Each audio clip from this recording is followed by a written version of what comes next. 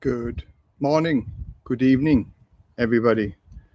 Again, 10 minutes early, just setting up type of thing. So I've got my coffee, I'm all ready, and let's just see where we go from here. Home, live.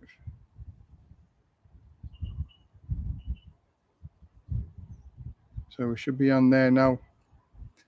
Just waiting for people to come. Let's see if my chat works. See if I can leave some messages.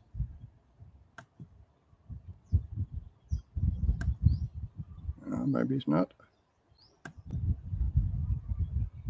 Hello. We've got one person in. Is everything okay? Is everything working okay?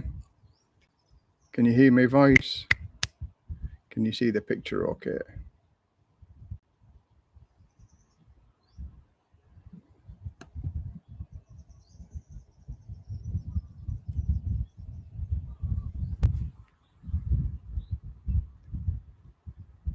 Andrew Lloyd, it's me, Les. It's fine. Okay. For some reason, I can't do the chat. I can't put me.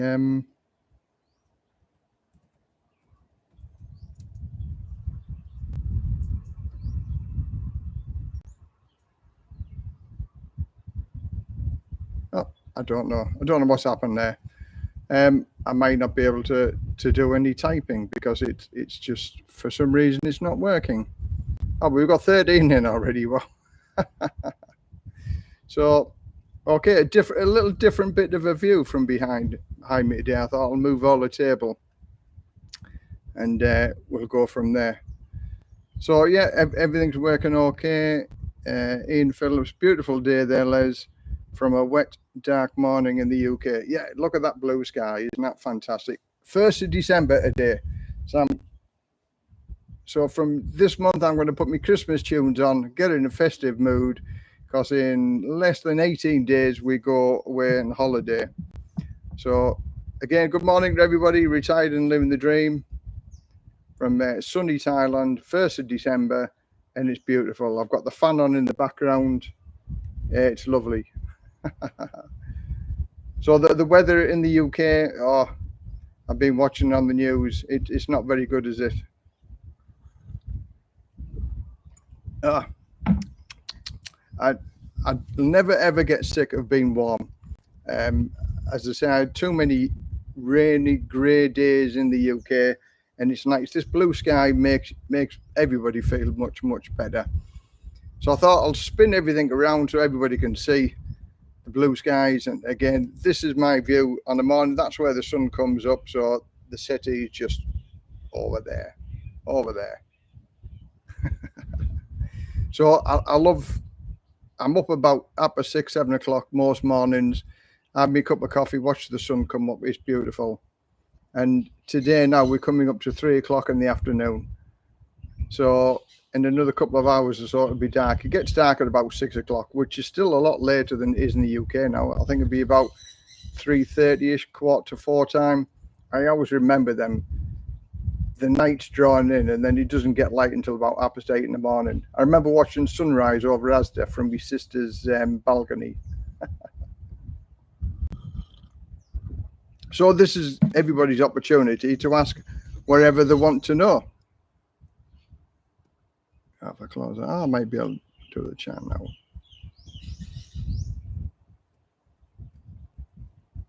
Oh, there we go. Leslie Pearson 58 at yahoo.com. There we go. We're working. I pressed the button and now everything's working, which is good, isn't it? It's like a nuclear submarine. Switch everything off and switch it back on again and everything works. So now I say I've just put my email address on there. So if anybody wants to write a message or email to me, feel free to do so. I try my best to answer every single email that comes through. But on some videos, like the assisted living videos, there was 26,000 views. So as you can imagine, I got lots and lots of emails from them. I tried to answer every one of them. I think I answered maybe a good 3/4 of them. But I spend about an hour and a half every morning writing to people that do the comments on the videos and things like that. If you've got time to comment to me, well, then I think it's just as nice for me to reply to at least your comments, which is always good. And I do read every comment that comes, apart from ones that's been filtered by YouTube for inappropriate language or something that. So I never ever look at them, but I'm sure some of them don't get through the radar. That maybe is not offensive and it's been taken off because of the YouTube algorithm. But majority of cases, I do reply to almost every message. So again, lots to talk about. We're still 5 minutes away from when I officially start at 3 o'clock. So we'll just hang on before we get into the nitty gritty of everything.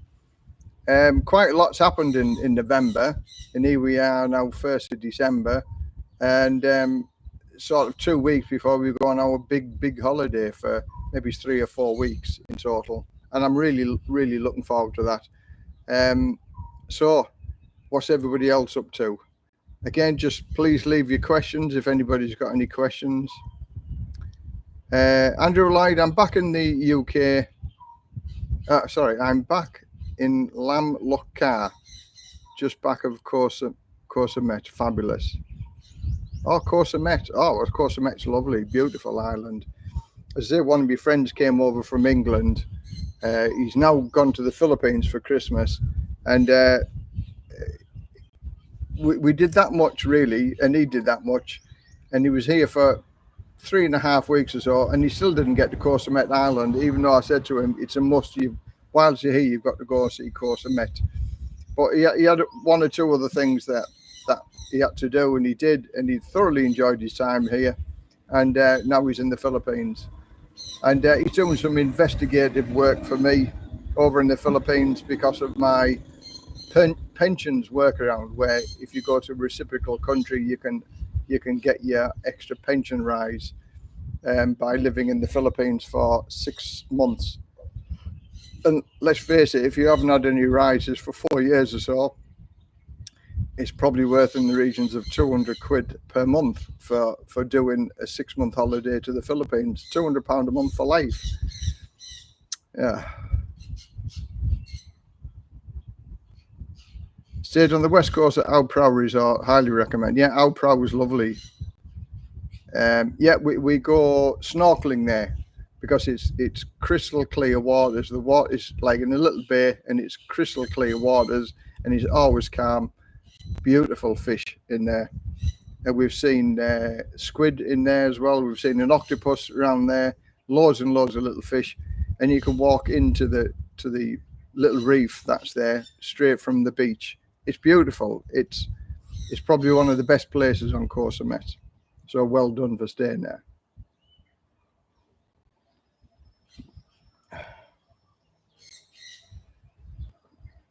So I've set everything up now because my wife's selling sausages on the beach today, and sausages and snacks type of thing as she does most weekends. So I've moved the car so she can come back in when she wants to. So she's not going to disturb me when I have to move the car so she can get the motorbike in and out. So I got my light set up as well because a couple of times it's got dark, and if people have got questions to ask, then I'll be courteous to answer them as many as I can.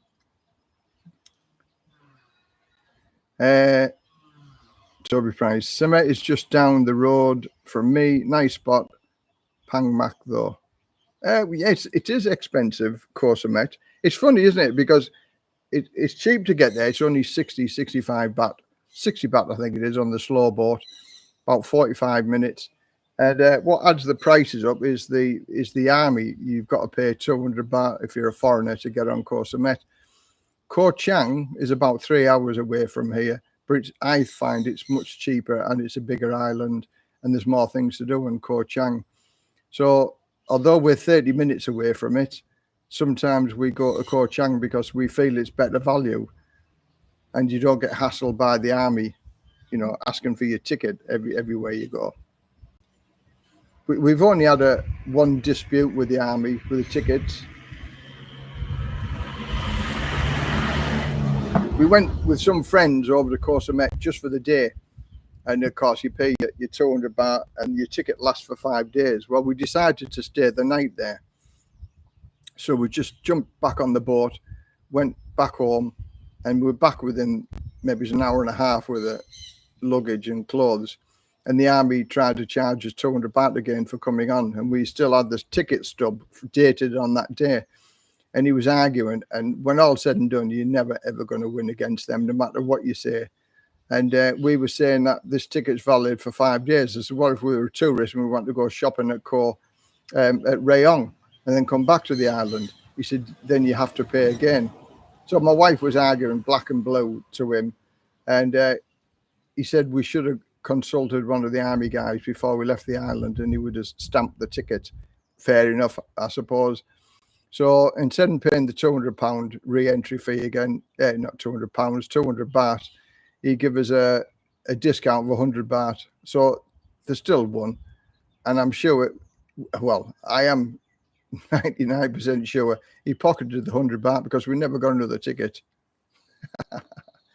But that's it. We know Thailand is what it is, and it's the land of brown envelopes. Tim Rowley, good morning, Les. Left Jomtien last Wednesday for the UK, missing Thailand already. Back in Jomtien, 6th of January. Can hardly wait. Yeah, it reminds me, I did a video quite some time ago now called the Pattaya Blues. And it's about those people who come to Pattaya or Jomtien or Thailand for a week, 2 weeks, 3 weeks, or whatever. And then they go back home and they suffer the feeling of having to go back to the normal everyday Monday life when sort of every day is a party day here in Thailand, which is fantastic, isn't it? So, yeah, I mean, there's plenty of people, but you're not waiting too long coming back in January anyway. And Jomtiem's a nice part of the world. It's like 20 minutes away from the madness, and Christmas time and New Year in Pattaya is fantastic. I mean, in England before, Friday and Saturday nights was a good night, and I've got to say in Pattaya, every night is a Friday or Saturday night. It really, really is such a wonderful, vibrant place. So yeah, hurry back in January. I'm sure you'll have a great time. £122 a night in a hillside villa, 4 nights, including fab breakfast and a speedboat to and from the resort. There's only 3 hotels on the west coast. Yeah, there's another expensive, very, very expensive hotel. Our Prau was very, very nice and very pretty, but there's another resort, and I've tried to get in there to film it, but it's just mega expensive, and they wouldn't let me in to film it unless I was actually staying there. And I wasn't going to, I think it's £200 a night or something like that. And you can't even see over the wall. You can't even see how beautiful it looks. And there's only one guy that I know that actually stayed there, and he said, it is worth it. He said, if you've got the money, it's worth it. But I'm a budget hotel person, 1,000 to 1,500 baht. That's my sort of budget. And I'm sort of rarely disappointed in paying that amount of money. Now we're going to Ban Rak Thai, and Ban Rak Thai for 2 nights in a Lakeview room. That's the second most expensive hotel that I've paid for in the 12 years that I've been here. The most expensive was 5,000 baht, and this is 4,700 baht a night. So a very close second. So let's hope that it was worth paying 4,700 baht per night for 2 nights. But I'm looking forward to that. Ban Rak Thai is very, very north Thailand. It's on the border with Myanmar. And it's got a very big Chinese influence. So the wife seen it on TikTok. So she said, can we go? And I love it up that way anyway. So we're going to Ban Rak Thai, then we've got Pai for Christmas. And then we're going to Chiang Mai for New Year. Then we're going to go and see another friend of mine in Fair, or Pear, I think it's called. and then go and see my wife's family for a week or 2 weeks. So yeah, it's a very busy back end of December stroke first week in January, but I'm looking forward to it. Christmas, I love Christmas anyway. Although you don't get the same buzz here like you do back home in like the UK or America, things like that. It's nice. The Thais are making a massive effort with Father Christmases everywhere. Even the dentist that I went to had Father Christmas and Christmas decorations inside the dentist. So I wonder who the dentist is aimed at. Certainly not aimed at Thais. Sid Boggle, morning, Les. Money-wise, what would you say I need per year to live on the average and comfortability in Thailand or in UK pounds? Well, I would say the sweet spot is about £1,200 a month. You can live here on £1,000 a month, but I send over £1,400 a month, and that does us well. It's enough for us to pay for a holiday and that as well. So we sort of live a decent. We're not bar people, so we don't go to the bar land all the time, or pubs and clubs and that. I did a video where we went for 2 nights stay in a like a homestay with friends, and that's our social life. Or we'll go around people's houses drinking and eating. And that is between 1,000 and 1,500 baht a night to stay at a resort with a swimming pool or just quiet and chill out. And we just chat and put the world to rights. And the girls do all the cooking, or we order in food and we do the drinking and things like that. So it's just nice. You park the car up and you just have no worries about getting home because it's just a short little walk to your hotel room. And you can do that over here. Like 25, 30 quid a night. It's cheaper than getting a taxi home, isn't it? So yeah, we've started that up again. And our aim is to do it at least once a month. A group of between 6 and 8 of us, and we go various places. Now, December in Banpei, there's a big concert on in the next few days. All the food stalls are being set up and that. So we're going to stay at my friend's house. He's got a bed and breakfast house in Banpei itself. So we can just walk to the festival. You get your tables and chairs. It's sponsored by Chang or Leo, I think it is. So everybody's, like thousands of people are there. And there's some big bands that are going to be playing, apparently. I've no idea who they are, but my wife says they're quite well known in Thailand. So that's a free event. And we're looking forward to that. So December is going to be another packed month. November, just for like that, just went for me. It just went very, very, very quick. And I loved every minute of it.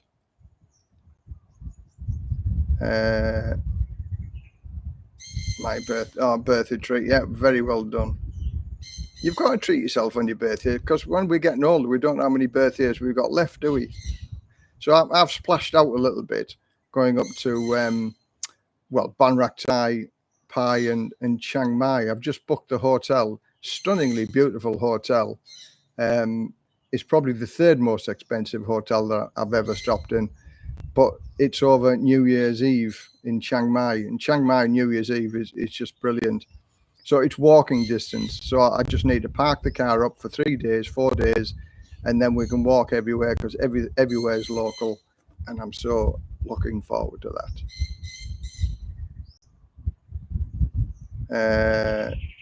So the sweet spot, I would say, is £1,200 to £1,400 a month, and you'll have a good time on that one. Now, if you want to go to the entertainment zone in Pattaya, a friend of mine took £500 for 3 days. He'd spent it in 2 days, but he had a bloody good time. So again, it depends what you want. If you want the slow boat to China route, where it's just relaxing and chill out, then it can be reasonably. But if you want party time, going into pubs and clubs and things like that, and watching the live bands and eating Western food in Pattaya, then it can add up quite a lot very quickly. Michael Murray, afternoon, Les. Are we on the 185-day pension grab today? Yeah, I'm going to talk about that because, as I say, I've had quite a few emails of people and that's one of the topics that I'm going to cover today. But yeah, we'll give that a go because, as I say, you'd be surprised at how many people said it. I'm talking a lot of tosh, and they've given me links to the reciprocal countries. Well, I've already had them links, but there's nothing absolutely in writing to say you can claim your money having to live in a reciprocal country for 185 days. There's a lot of garbage. Well, not garbage. It's all factual information, if you like. But for me, it's all about taxes, not about giving you money. It's all about getting the money and saving the government from giving you any money, e.g. taxes. So there's a lot of padding on their website with regard to that. But it doesn't tell you if you live in a reciprocal country for 185 days, you can claim your higher pension rate. It does not say that anywhere. I spent an hour this morning trying to look through it because somebody sent me the link. I couldn't find it. And I've asked them to send me the link to it as to exactly where it was. And I'm still waiting. So let's see if it comes. Morning, Les. I think Thailand will become a lot more expensive over the coming years because of the whole of Asia is booming, unlike the rapidly declined so-called West. Yeah, but it's never ever going to be as expensive. I agree, it's going to go up in price, but it's never ever going to get to the same as the Western countries, Australia, America, Canada, UK, or Europe. It's just going to take years to get even close to that level. So I think Asia is always going to be cheap or cheaper than living in the Western countries. That's why I live here. You know, £1,400 a month. I couldn't live a good life at all in the UK on £1,400 a month. Bill Simpson, hit the thumbs up. Oh, yes, 60 people in the house and 15 thumbs up. Yeah, thumbs up, algorithm, YouTube, they love it. So, yeah, thanks very much, Bill. Thumbs up, everybody. It just all adds to the algorithm. How many times have you heard that of YouTubers? Give it a thumbs up, smash that like button and give it a thumbs up because it improves the algorithm. But it does. Everyone help the channel. Yeah, again, as I say, 13,000 subscribers now, which is fantastic. And it grows every week type of thing. And occasionally a big video will come up like the assisted living. That was 26,000 views. And I think I got about 200 or 300 subscribers. Fantastic. So, I mean, I'm going to do more talks and more videos about assisted living and that as well, because that seemed to be very, very popular.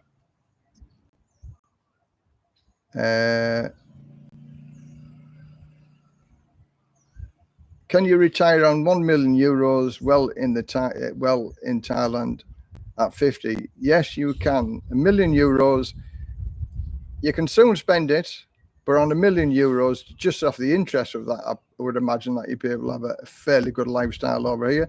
And because you're over 50, then you can get a retirement visa, so no problem whatsoever. Again, 1 million euros, so that's about 12 or 1,300 euros per month. Times that by, divide that by 1 million euros, and that'll give you how many years you can live here. So roughly that'd be, well, 8 or 10 good years that you could have on that amount of money. But you still need an income over here because, as I say, what if you're ill and things like that. So although 1 million euros sounds like a lot of money, it will soon run out depending on your lifestyle over here in Thailand.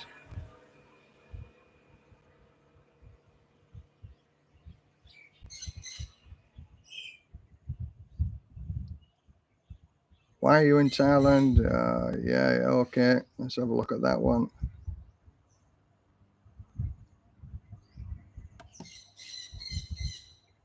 Okay.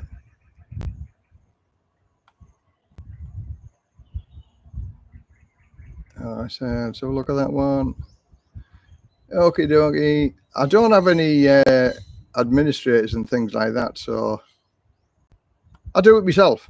I don't want to rely on other people to be able to look at my YouTube channel and moderate it. I can do my own moderating, and that's what I do. So if anybody puts any foul-mouthed stuff on here or any derogatory remarks about anybody, I have the power of the finger to remove them and switch them off. So 66 people here, 28 thumbs up, 70 people here. We're still growing, but it's still early, isn't it? It's only at was it 8:15 in the morning. The reason why I did it a little bit earlier for like 8 o'clock in the morning is that usually some of my live streams go on to 3, nearly 4 hours was the longest one, and it gets dark here and you just get nibbled by the mosquitoes. Even though they don't nibble me much, they still nibble me, and it makes your ankles itchy. So that's why I started at 8 o'clock in the morning. So those early risers, thanks very much for making the effort and joining me at 8 o'clock in the morning.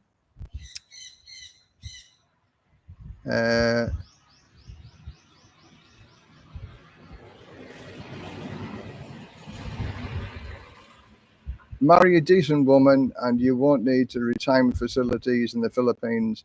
Family will look after you. Yeah, that's the same in Thailand. Oh yeah, I'm going to come on to that in a minute, Andy, with regard to the tax things coming on. Yeah, again, it's the same in the Philippines and in Thailand. If you have a good family, then the family can look after you, but they also expect you to look after them in the early days, if you like. So some people complain about the family taking care of the family in the early stages, but then when they get old and their family are looking after them, they sort of think that they're entitled to be able to be looked after by the family, because if they've supported the family in the early days, then that's fair enough. But if they haven't supported the family, then swings and roundabouts, really, isn't it, at the end of the day? But I see family is a big thing over here. From cradle to grave, everybody looks after everybody else over here in Thailand. This is what we're missing in the Western countries. Right, just coming on to Andy. Andy sent me an email with regard to his bank sent him a tax questionnaire form. And I've been going through some of the comments on various other sites and that. And apparently, the Keto Bank, I haven't had one myself, and I'm in the Bangkok Bank. Nobody's ever sent me anything yet to do with the tax agreement forms. So Keto Bank, I would say, just go down and ask them what they require, because if you're an American and you're on your Social Security, you don't even need a tax ID number, and the likelihood of you paying tax is going to be very, very little. But here we are now in December, and it's still not sorted out 100%, is it? So things are still in the air. I still haven't got a tax identification number, and I'm not going to do anything, and I'm not panicking over it. What will be, and when it ever gets announced, it will be massive and big news. It'll be all over Thai media, and of course, all the YouTubers will be jumping on the bandwagon. I don't do tax videos because there isn't any news to tell anybody yet, even though there's very few people that are doing the tax. JC has just done a good one. He had a chat with another tax expert, and even he learned a thing or two, because he was giving advice to various people, such as like you can give your wife a 20 million baht gift, if you like. So you try to avoid the tax by doing it that way. And the tax advisor, he didn't suggest anybody does that type of thing, because then that could still be classed as tax evasion. But again, as yet, it still hasn't been sorted out. They haven't crossed the T's and dotted the I's yet. So watch this space, and we will wait, and we'll all start crossing the bridge together when it comes.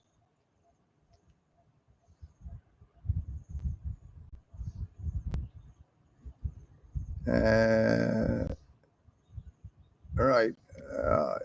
On about rents going up in the UK. If anybody's got a question, I'm just reading through the comments. If anybody's got a question, put a capital Q at the beginning of it, and that sticks out, and then I can see that that's the question. But again, this is your opportunity to ask any questions what you want. But I used to be a landlord in the UK, and I would not do that in a month and Sundays ever again. The government, not the government, well, the landlords are second-rate citizens according to the government, because their hands are tied so much by people not paying the rent and things like that. On both of my properties that I had a fight with the courts to get rid of them, out of my house, and it took 18 weeks through administrations and courts, and frustrating, and a lot of money to get rid of somebody. And then people say, well, why don't you take them to court for the 18 weeks that they've never paid you? Trying to get some money out, trying to get blood from a stone is impossible. And it's going to cost me more money, throw good money after bad, to try and get some money that they're never, ever going to pay. So being a landlord isn't plain and easy and simple. And there are many pitfalls with being a landlord. I've been in most of the pits, and I wish that I would never, ever have been into the social housing sort of the side of it, because my belief was give everybody a nice place to live and they'll treat it with respect. No. I'd at one stage 3 apartments within the first year that all 3 of them have been wrecked and ruined. Fridge freezers sold, fiddle of the electricity, just horrendous people. Even though they were vetted, I interviewed every one of them myself, and I thought, okay, it seems I'll give them a chance. No. They'll tell you what you want to hear. But, rose-colored spectacles, and I fell foul of it, and I'll never, ever go there again.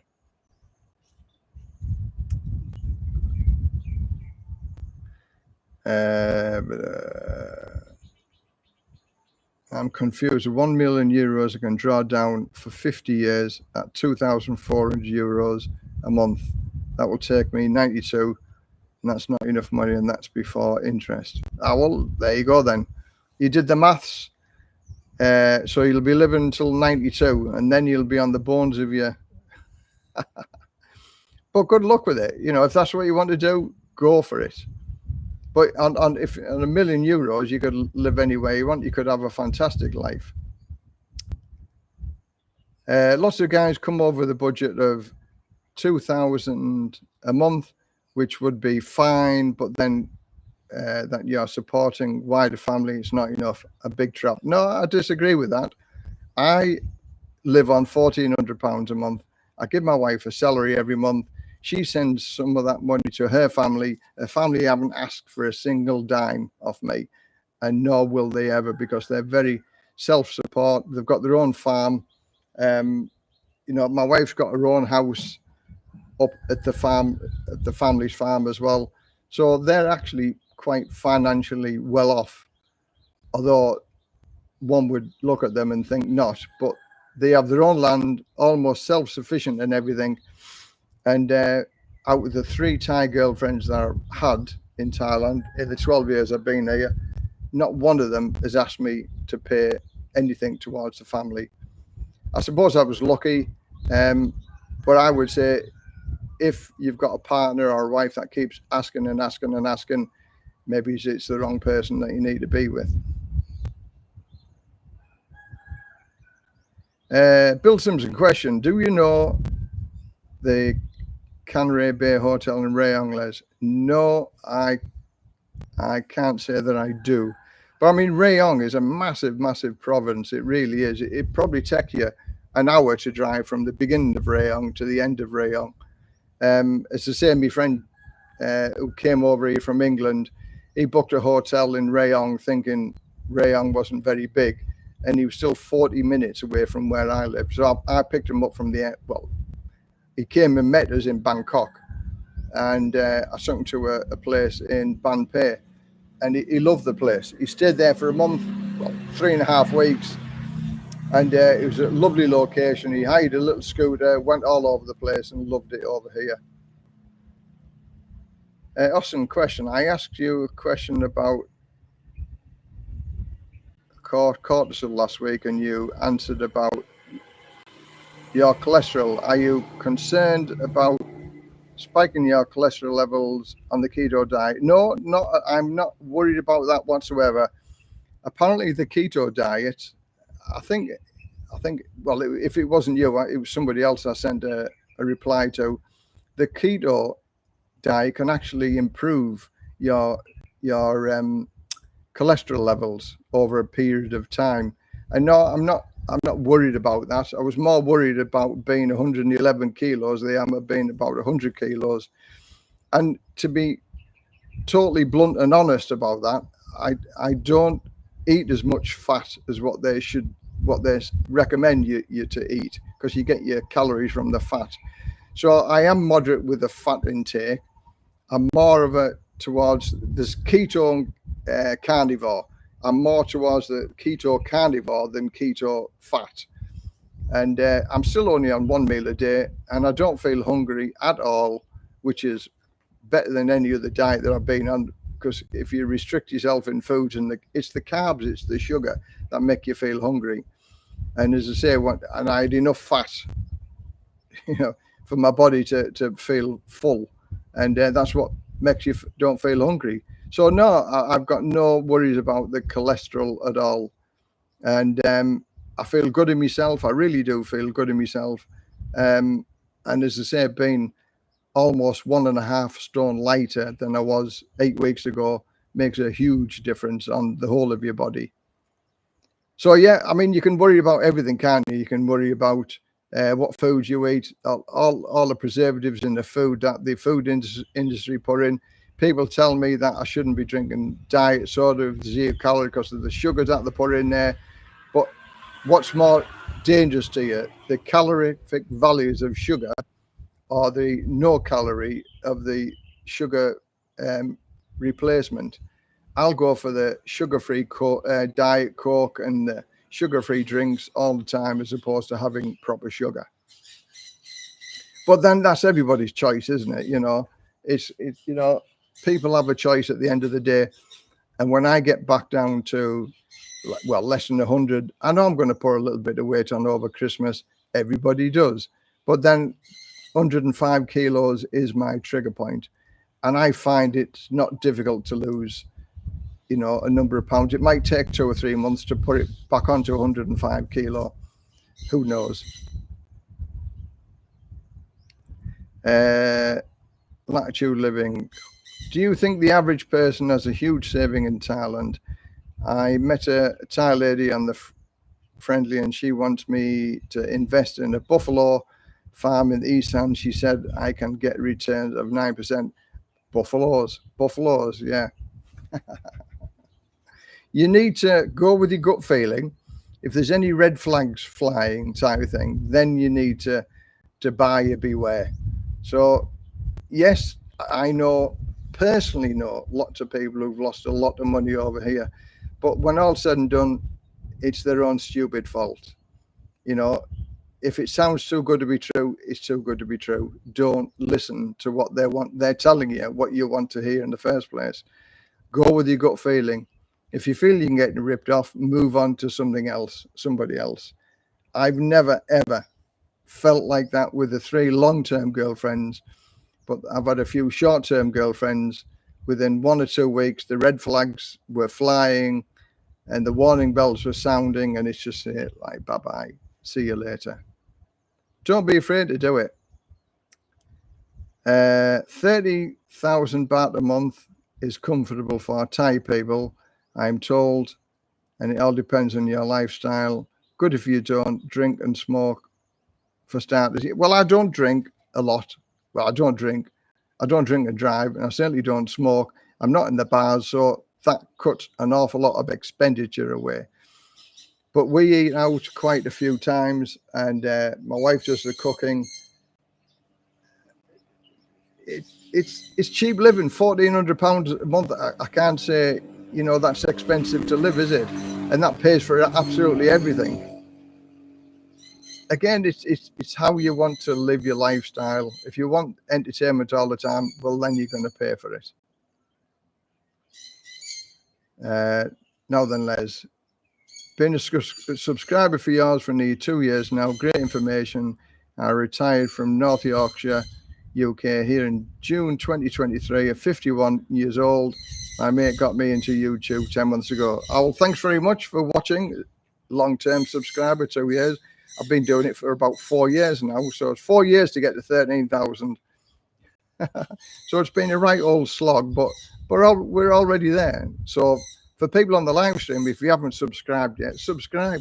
That'll boost me numbers up, type of thing. So, and with more subscribers, it goes through YouTube algorithm, and then my videos get spread around. I like to think that I'm an informative channel. I don't just, just do one or two topics.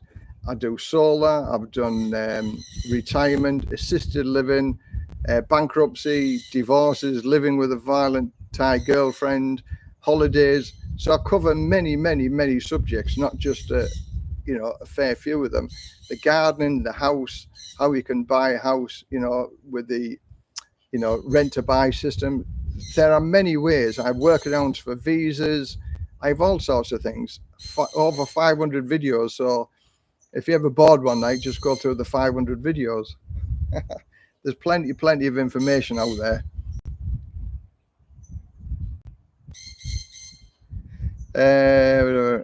Retire, don't give up. Good afternoon, David. These are these are Kia Starmer's old glasses. No, these are the £199 baht from 7-Eleven. But I'll put them on because I've got a bit of because now I've changed the location. I've got it's bright onto my screen. So the writing's a little bit blurry. So I put my glasses on so I can read the comments. So Dave's another good guy. I met Dave about a year ago. In fact, it was almost a year ago this week because we were at the Pattaya International Fireworks Show. So we got his start from Canada over to Thailand off with a bang. And I'm sure Dave will remember that day. And he's done a lot of things, from moving from Canada up sticks, selling everything, pulling the trigger, and now living full time in Thailand. So Retire, don't give up. Have a look at his channel. And any Canadians are on here. He's a Canadian guy. So he'll tell you what he went through, how much he spent, the process of retiring and coming over to Thailand. And I've got to say, I'm sure he loves every single minute of it being living over here. He's just got married. He's been to Krabi for a holiday. He's got a drone. He took some really, really good drone footage. So for the people that are on here, have a look at Dave's channel, Retired, Don't Give Up. There you go, Dave. There's a good plug for you, mate. And I look forward to coming and see you when we visit from Chiang Mai. I've just looked at the dates, and we're going to leave about the 2nd of January, and it's roughly about 3.5 hours from Chiang Mai to your place. So look forward to our catch up in January time. Cheap Charlie, yeah, YouTube is changing big time regarding views, etc. Yeah, I mean, the YouTube channels come and go.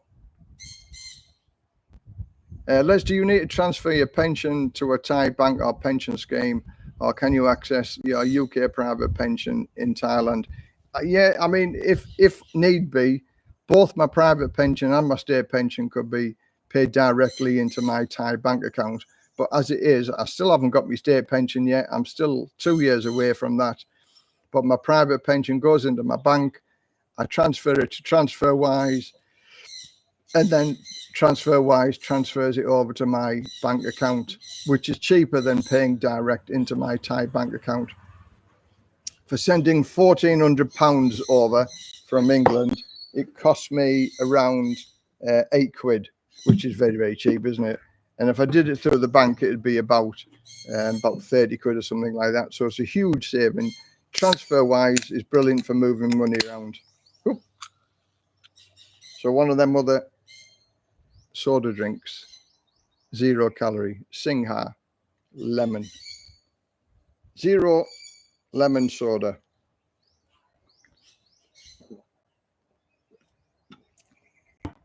Oh. It does get your voice eventually, talking away. My wife laughs at me because when she's been in the house and I'm doing this, I'm like talking to nobody because I don't get the feedback. So I just I just blur it all out, and it just goes on forever. But I've always got something to say. I've never, ever struggled for something to say. Right. This channel is a great source of information. Cheers, Bill. Thanks very much for that. It is. I mean, as I say, I do me research on things like that. Oh, I've got to come back onto this, don't I? I retire in 2025. I was thinking I could live in Isan, but not sure would have enough to keep me busy. Yeah, that's the thing. Some people retire, and because the wife's got maybe it's a house or living somewhere up in Isan where they think, oh, that's it. It's sort of rent free. I don't have to pay anything for rent. I'll go and live in her house. But loneliness can also be a killer, because you could have a good social life. There's a couple of people that I know that live in the middle of nowhere and are lonely and bored because they've got nobody else to talk to. And I could have done that in my wife's farm. She lives in a stunningly beautiful part of Karat. Beautiful scenery, beautiful views, but it's all farmland. And I would have been the only foreigner in the village, nobody to talk to. But we discussed that, and I said, if I did move up to your place, every 4-6 weeks, I'd need 2 weeks away on a holiday somewhere just to get the interaction with other people. Because although we could have the internet and things like that, still having the one-to-one chat with somebody and having a cup of coffee and putting the world to right is far more acceptable than doing it over the internet.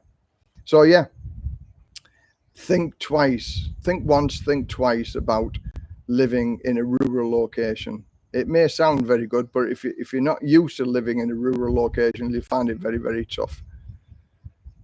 Question: you seem to be living like a king. I plan to only spend around 800 to 1,000 euros a month in the bars. Do you think that will be enough? No. If you're living in the bars, 800 to 1,000 euros a month, that will soon go. Especially if you've got an eye for the ladies, and the ladies are asking you for a lady drink, which is about 150 baht. And then, yeah, it can soon add up. Again, a friend of mine went to Pattaya with £500 for 3 days, and he'd spent it in 2 days.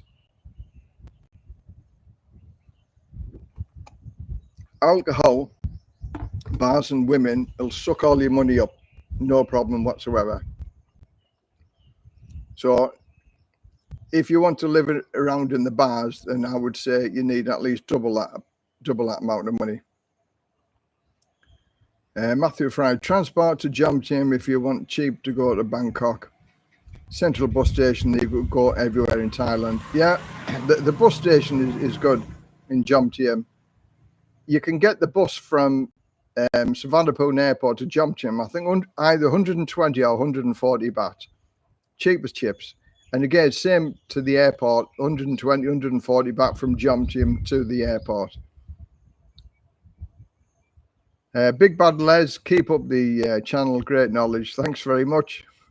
It's small Bad Les now, not Big Bad Les, because Les has lost a little bit of weight.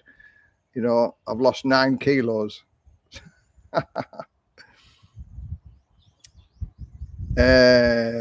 Do you like the coyotes? The coyotes are very sexy, beautiful looking girls. And yes, just to look, but don't touch. Got to go, guys. Help somebody out. Be grateful for any advice. Cheers. Thanks very much for joining us. I live in northern Thailand, Fair Province, for about 50,000 baht a month. Again, Dave's the guy to ask because he lives up north, and he's sort of new to this thing. He's been here for a year, but he's still learning the lessons, and he's another good guy to contact. So anybody want to ask him is a newbie. I've been here for 12 years. I suppose I've been there, seen it, done it, got the t-shirt. So I sort of know a lot of things, but I still learn things every day. Where Dave, he can tell people, like, as a newbie, mistakes what he made because he's new into it, and I'm sure he gives some really good information. He just bought a brand new motorbike, so he knows a bit about bikes and things like that. So yeah, he's an interesting guy, and you can talk to him for a long time. I live in the sticks, love it. Learn the language and you're sorted. Yeah, but it's very, very difficult to learn Thai. Is there rural areas the same as the Philippines? I've never been to the Philippines, but a rural area is a rural area, I suppose, no matter where you are in the world. Work a few more years for more bar money. Go to less bars and you don't need as much money, but then you can retire sooner.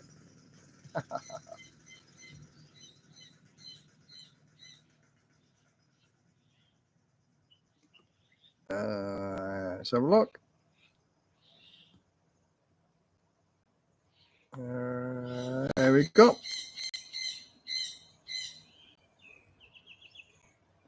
Great info. Was looking at the cars and seemed cheap. I can get a Mercedes for around 3 million baht. Is that roughly what you spent on your car? Oh, no, nowhere near 3 million. 529,000 baht I paid for my car. And I thought cars in Thailand were expensive until I went back to the UK earlier on this year. 29,000 my niece paid for her Corsa. It had all the bells and whistles, but £29,000 for a basic Corsa, it was 19,000. So 529,000 is about £12,000 for a brand new car. So again, the cars are reasonably priced over here. The price of second-hand cars hold their value over here. So they are not expensive to buy cars over here. Trucks, again, they can go to about $1 million and things like that. But a Mercedes, I know a guy with a Mercedes, but he pays a lot of money because if the mice eat the cables and things like that, because he hasn't been in it for a while, he's low profile tires because of the potholes. He burst the tires and no. But if you got the money to be able to buy a Mercedes and you can afford to live like, well, why not? If it's your choice, isn't it? But Mercedes, no, I wouldn't pay the money.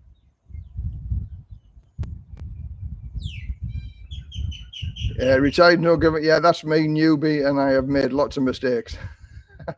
There you go. If you want to learn not to make the mistakes, have a word with Dave. Dave will put you right. No, I don't think he's made a lot of mistakes. We all make mistakes, even me. I can make mistakes. I've been ripped off over here in Thailand as well.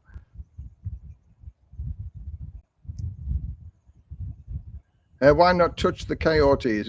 Because I'm married. I'm a married man now. I don't need I can look, but I don't touch. It's like my wife looks at many nice things, bags and clothes and things like that, but she doesn't buy them. And I'm the same. You can look at beautiful things are there to be looked at, whether you touch them, whether you don't.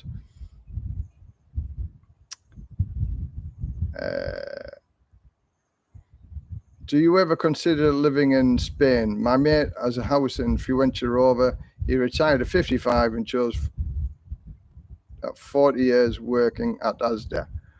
Again, you can't. It's more difficult to get a residency certificate now to live in Spain. It's become much harder to live anywhere in Europe. And now, because I fancy the van life, I've got a few van life friends. And that's what I was going to do at one stage, was going to go buy a van with a mattress and a porta potty and just travel around Europe. But now you can only do it for 90 days and then you have to leave Europe. And then you have to leave Europe for, I think, 90 days. And then you can go and do it again for 90 days. So it's not easy to travel around Europe now as you used to do before Brexit happened. So we've shot ourselves in the foot as far as free movement is concerned. So no, it's much more difficult to do it. Hi, Les, on the verge of coming out, but I believe most places are packed with Russian people. I'm okay with them. It's the crowding I'm on about. Yeah, well, Russians are everywhere. Not so many in Rayong, but in the big tourist locations. Phuket, they're causing a bit of problem in Phuket, and Koh Samui, the stunningly beautiful places. The Russians are there, and they think they own, Thailand, but they're for a rude awakening. Eventually, the Thai The Thai people tolerate them a lot, but eventually they will turn and they will bite back. I don't blame the Russians for running away from Russia. I think if I was in the same position, I'd do the same as well. But there is a limit that when you come over here, and obviously some of the wealthy Russians who are buying up Phuket and renting Phuket think they own Phuket, and they actually don't. But in the Thai people, they're making it difficult for them to run businesses and things like that. The Russians at the minute in Phuket have their own taxis, have their own estate agents, have their own condos, and they're not supposed to have it. So the worm will turn eventually, and the Russians will spoil it for everybody else. That's why you can't open up a bank account now, because of washing the money, if you like. So that's why you can't open it on a tourist visa, all because of the Ruskies. Hi Les, I met you in Pattaya last year, said hello to you and your lady. I've just now had a mini mart shop built at Chakarat, selling iced tea, coffee, snacks, etc. Starting small, working on my way up. Good for you. Good for you. And I hope the coffee shop and the little mom and pop shop goes okay for you. A lot of the time, I mean, like my Thai wife, she goes and sells sausages and snacks on the seafront on a Saturday and Sunday. She doesn't do it because she needs the money. She does it because then it gives her interaction with the Thai people. And, you know, that's what you need. It's exactly what I would need if I lived at a house, is the interaction with other people. Now, my wife speaks very, very good English, so we can have a full-blown conversation, but it still isn't the same as having a conversation with a Thai person. That's where we go for like 1 or 2 nights away with a group of friends. All the girls are talking there, Thai chitter, and then all those English guys, well, English, American, German, you know, we put the world to right in our little group as well. So it works pretty well. So yeah, again, as I say, your wife running the little coffee shop, I'll get the interaction with the other Thai women, the other Thai customers, and everything in the garden is rosy. So well done for doing that. Let's admit, yeah, we've done that. I bought a Ford Everest this year from the motor show in Bangkok, 1.6 million baht, fully loaded, fab car, cheap diesel, cheap motoring. Yeah. Petrol is incredibly cheap over here in comparison to the UK. Question: retired and don't give up. YouTube address, please. I can't remember his address off the end, but if you just type in "retired, don't give up" on YouTube, you'll get to his channel. Not many Russians in Chakarat.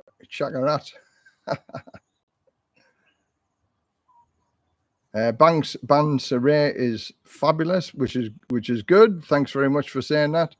There's lots of nice places in Thailand. Again, I mean, not many people come to Rayong. They think Rayong is industrial and chemical, which it is in part of Rayong, but I live 60 kilometers away from that. So I live a long way from the industrial part. When I lived in Redcar, the northeast coast of England, I worked in the steel industry, and I also attended many industrial fires in ICI Wilton and things like that, because I was a firefighter in Cleveland for 30 years.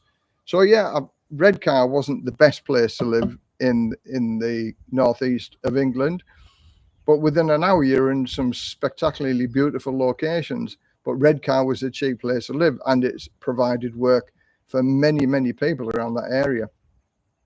So again, as I say, Rayong, for me, that's why it's cheap to live, because it's not on the tourist location. Just look behind me. This is my vista. This is my view from my house every day. And, you know, it takes some beating, that's for sure. And when I used to rent this house, it used to be 12,000 baht a month, which is like 250 quid a month, 260 pound a month, which is very cheap, isn't it, to rent? What could you get in the UK for 260 pound a month? Some little almost derelict street house. You wouldn't even get a street house for 260 pound a month.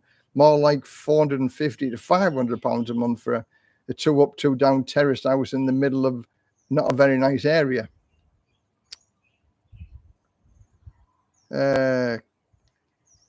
Cars are too expensive to import in Thailand, better buying in Thailand. Exactly. It's 200% tax that you have to pay if you imported your car. I just saved your blog about the dental costs. Watch later. I want to get the teeth whitening. Again, I put there's a few people have asked me where the address of the dentist was that I went in Rayong. So I'll put that in the comments on the video, but I've pinned it, so it should always be at the top of the comments. Now, I've got to say, when I went to the dentist a couple of years ago, the crown had just came off, cracked and came off. So I had to get a new crown. I hate dentists. Again, 18 to 20 years since I was last at a dentist. But I had to go for the crown. And I said to them, don't do any other work but the crown, because I just hate dentists. So I had to get the crown done. So it was one of them things you couldn't just let it ride. So that was 2 years ago. And then the other crown on the other side of my mouth cracked, but only the back of it cracked.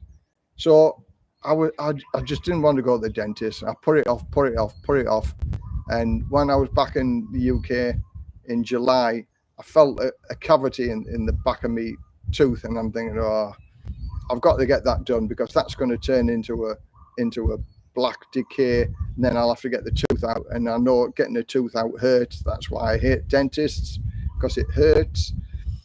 So when I came back to Thailand, I thought, okay, I've got to bite the bullet now. I've got to do something about it.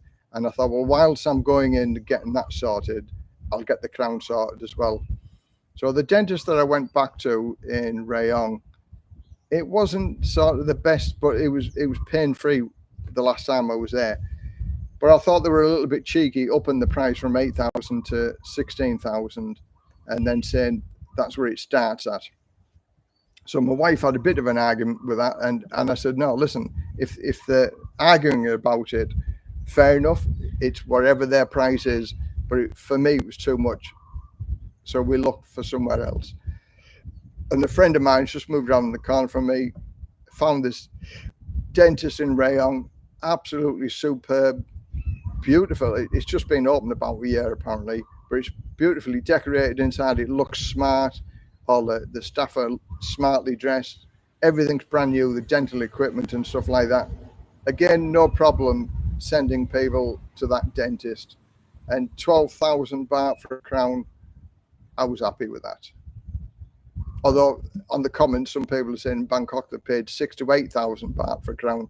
Well, yeah, I mean, that's Bangkok. And then it's another day out into Bangkok. Well, 2 days out, because you have to go get it, a temporary one fitted, then a real one fitted. So, yeah, 12,000, I'm okay with that.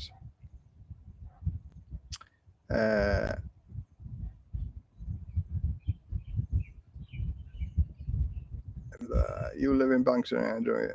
Rayong is a nice spot. Had some wild nights in Ban Chang in the past. Yeah, Ban Chang has its little golfing areas. A lot of golfers come from Pattaya to play in Ban Chang, and then they go visit the 19th and the 20th hole. Do you know anybody who moved from Europe to Thailand with their dog? Any big problems with their experience? Yeah, there's a guy, again, my friend, who just moved in around the corner from me. He's got a big Alsatian dog. He's just moved from France with his dog. So he's paid all the import duties and, you know, various bits and pieces. So it is possible to do it.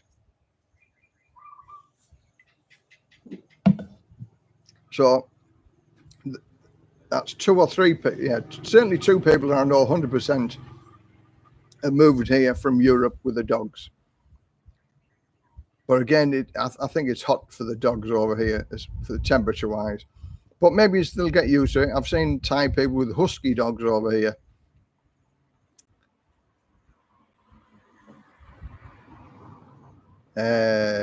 Toby Price is doing another vlog on Ban Chang bars soon at night. Again, I've never been to Ban Chang to the bars.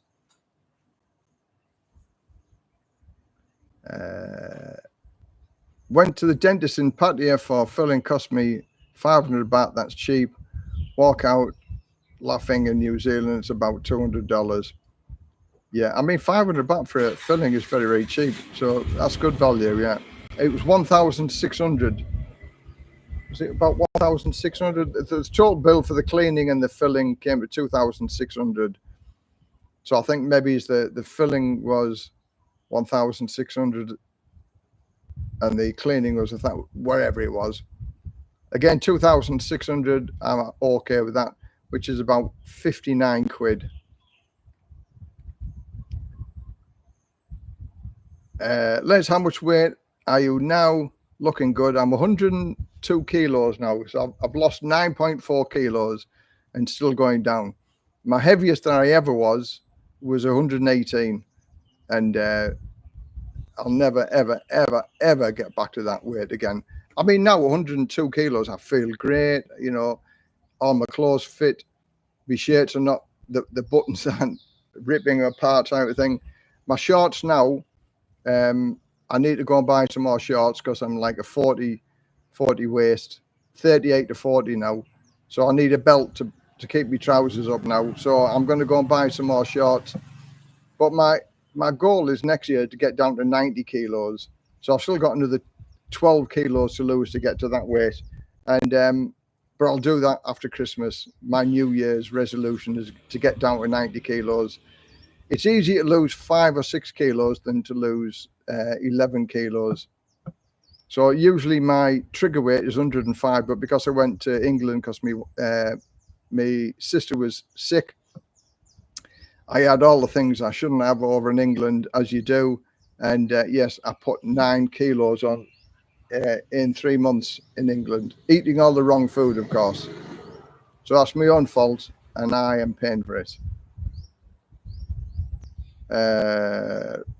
Dear retired, don't give up. We have a husky dog, Les. Keep her trimmed, and she likes to sleep on the frozen bottled water. Oh, I didn't know you had a husky dog, Dave. Oh, well done for that. I mean, husky dogs are lovely dogs. I'm having a few drinks celebrating my birthday in Pattaya at Mark Bar. You're welcome in March 17th. I had my joint 55th birthday party with a friend of mine, Mick. It was 55 3 days before me. So we had a joint birthday party in Soy Honey. It's one of them parties I'll never, ever forget. It started at 6 o'clock in the evening and it finished 6 o'clock in the morning. And it was fantastic because the bar that we had, there was a massage parlor with all the girls outside the massage parlor. And everybody had such a good time. We had a drag artist singing. We had a pig on a spit roast. And the whole night cost me 6,000 baht. 6,000 baht. And me and my friend, we rang the bell 4 times. And it was by ringing the bell in the bar, you didn't buy everybody a drink. It was just you bought all the staff a drink. So I rang it 4 times. My friend rang it 4 times. And the whole night from 6 o'clock till 6 o'clock, 6,000 baht. You know, you couldn't have a decent night out in Redcar for that. So yeah, party time, birthday parties in Pattaya are well worth it. Very, very good. And this is why I have my outlook on life. And because my friend now, who's 64, same age as me, has got dementia. And he can't remember what happened yesterday. So when we get to retirement age, you retire as soon as you can for as long as you can and do as much as you can. Because when illness strikes and gets hold of you, it's a sorrowful tale. And I've got I still keep in touch with my friend Mick, and we take him on holiday with us when we go anywhere, like as a group of people. But dementia has changed him into not a very nice person. And sadly, you know, dementia is a horrible illness and it's a horrible disease. So live and do what you can whilst you can for as long as you can. Yeah, my sister is on the mend. She had lung cancer. She had a half a lung taken out and she's on chemotherapy now. And her last chemo, I think, is Christmas Eve. So fingers crossed that Christmas Eve, when she goes back for the x-ray in January, hopefully it's killed the cancer and you know, she'll go from there. But I think once you've had cancer, you're always prone to getting cancer. So that's why I went back to England to be the supportive brother and help out. And it was sad to see go through the operation, but she's on the way to recovery now. She's sort of pain-free now, just a little bit of pain at the front. But apart from that, she's still smoking the cigarettes. You know, she's never ever going to stop smoking. Yeah, I think I had a pig on a spit roasting patty. Yeah, it's lovely. Another grey, wet, miserable day in the UK, compensating with a bacon and mushroom sandwich. Oh, bacon sandwiches, lovely, lovely. Yeah, again, it just explained my sister's doing okay now. One dog asleep on my lap now, and the other on the chair in front of the fan outside. I get dementia when paying bills. Yeah. I can't say this is the only place I've never ever worried about paying bills. Our electricity bill, okay, we've got a bit of solar, but it's a little bit of solar. And one person got miffed because I think he watched all of the solar videos, and he said, "You only save $6 or $5, you know, as if that's like some disgrace because my solar setup, I should be saving a lot more than $5 or $6. But when your electricity bill is only $15, it's still 30% or so. 30% I was saving on my electricity bill. I did the solar because it interests me, electric and things like that. And I was playing around, and I had a good time installing the system. And I've got an emergency solar power system as well, which works superbly. And funny enough, the electricity was out the other day, 2 days ago, Friday, for 9 hours. So my wife had the internet on, she had the fan on, she could cook the dinner, no problem whatsoever because of solar. So again, it's worth its weight in gold, not just for the money it's saving, but the fact that there are odd days when the electricity goes off, we have electricity for lighting, for TV, computer, the fans, and the internet.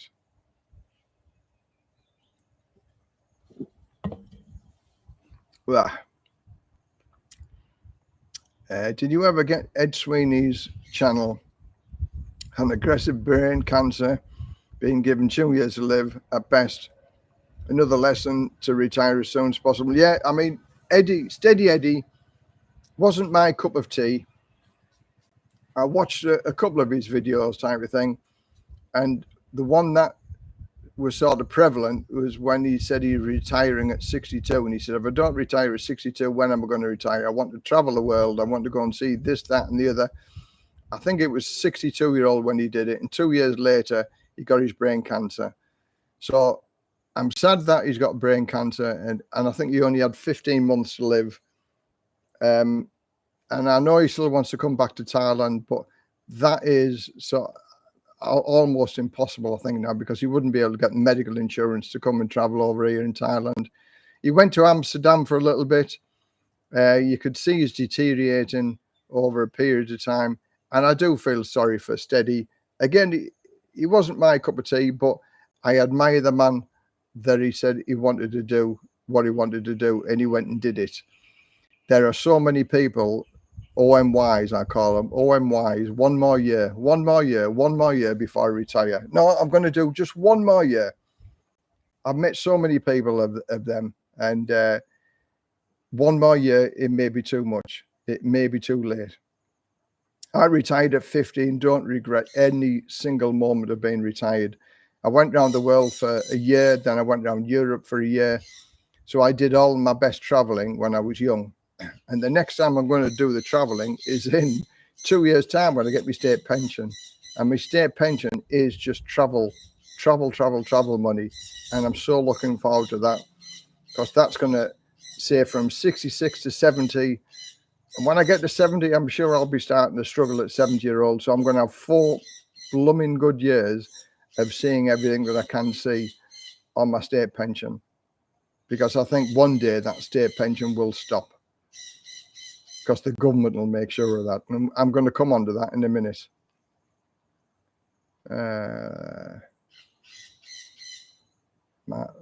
They were right, the cheap Charlie. When you have a solar, you always have electric, no matter if the grid goes down. Yeah, and it wasn't expensive to put in either. Got to go, Les. Get back to my editing talk soon. Okay, Dave, thanks very much for joining me, mate. I hope you get a few more subscribers from here. But yeah, again, Dave, retire, don't give up. Have a look at him from YouTube. He's a newbie. He's been here a year, but he's done an awful lot in a year. And he admittedly he's made some mistakes, so he can put you right if you're a newbie. So well done, Dave. Catch you later, mate. Bye for now. Yeah, so sad about Eddie's. Never got to meet him. Seems a decent guy. Well, he was certainly a different guy, wasn't he? He liked his ale and he liked his women.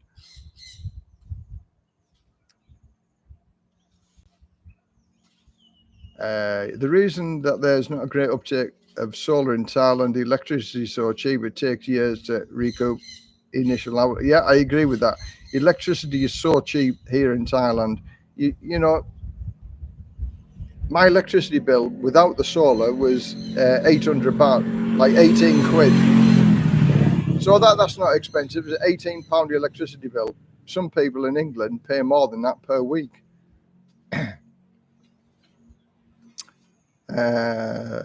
What's Hugh Yai like, Les? Near Pattaya.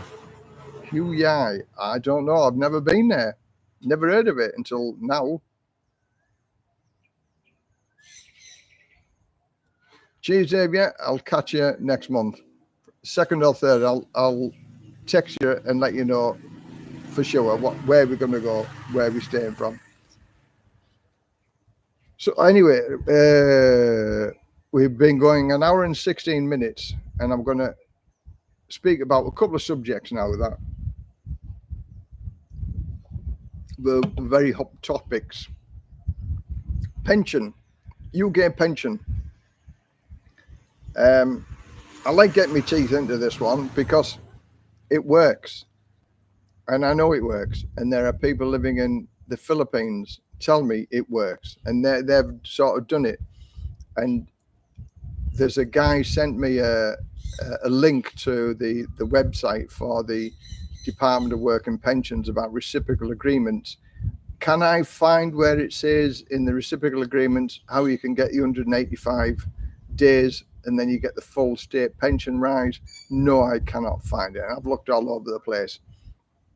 So if the guy's watching, send me the link, send me exactly how to get to ABC and being able to get to it, because even when people have phoned the Department of Work and Pensions and the people answer the telephone, even they do not know that was the case, that 185 days in a reciprocal country and you can claim.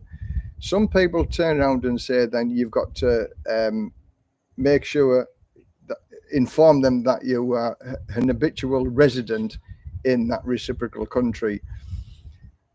Why have the 185-day rule if you've got to prove that you're an habitual resident? But all you need to do to show that you're habitually resident in that country is show a hotel agreement, show a lease agreement for 6 months or a year or so. 6 months and 1 day, and they're going to tell you, no, you can't have it now because you've moved back to Thailand or wherever. Absolutely poppycock.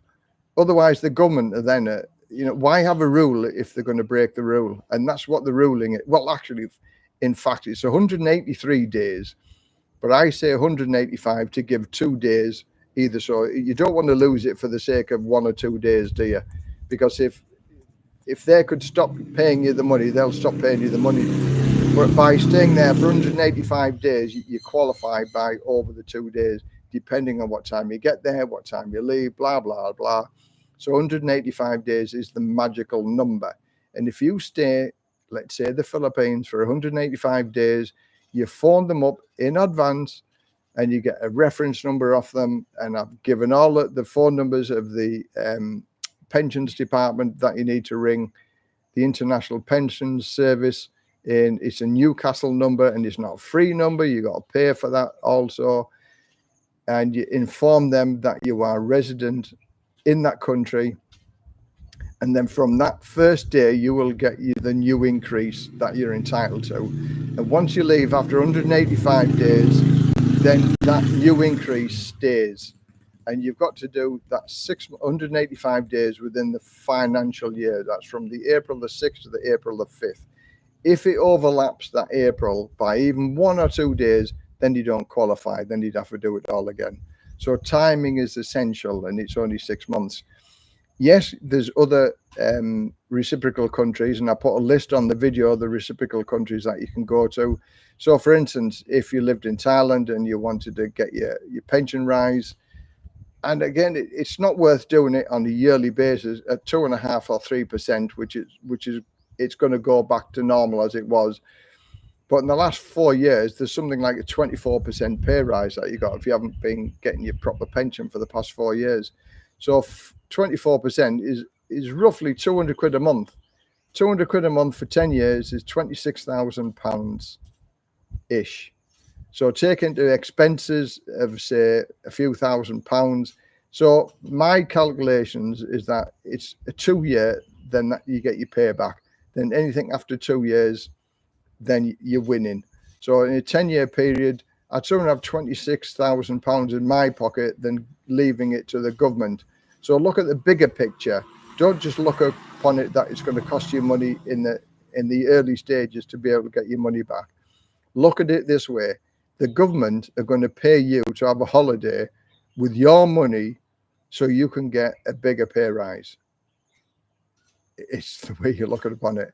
So it's not worth doing it at 3%, but if you totted that up over a 5-year period, so let's say 4 years at 3%, that's 12% pay rise. It's even worth doing it at 12% pay rise.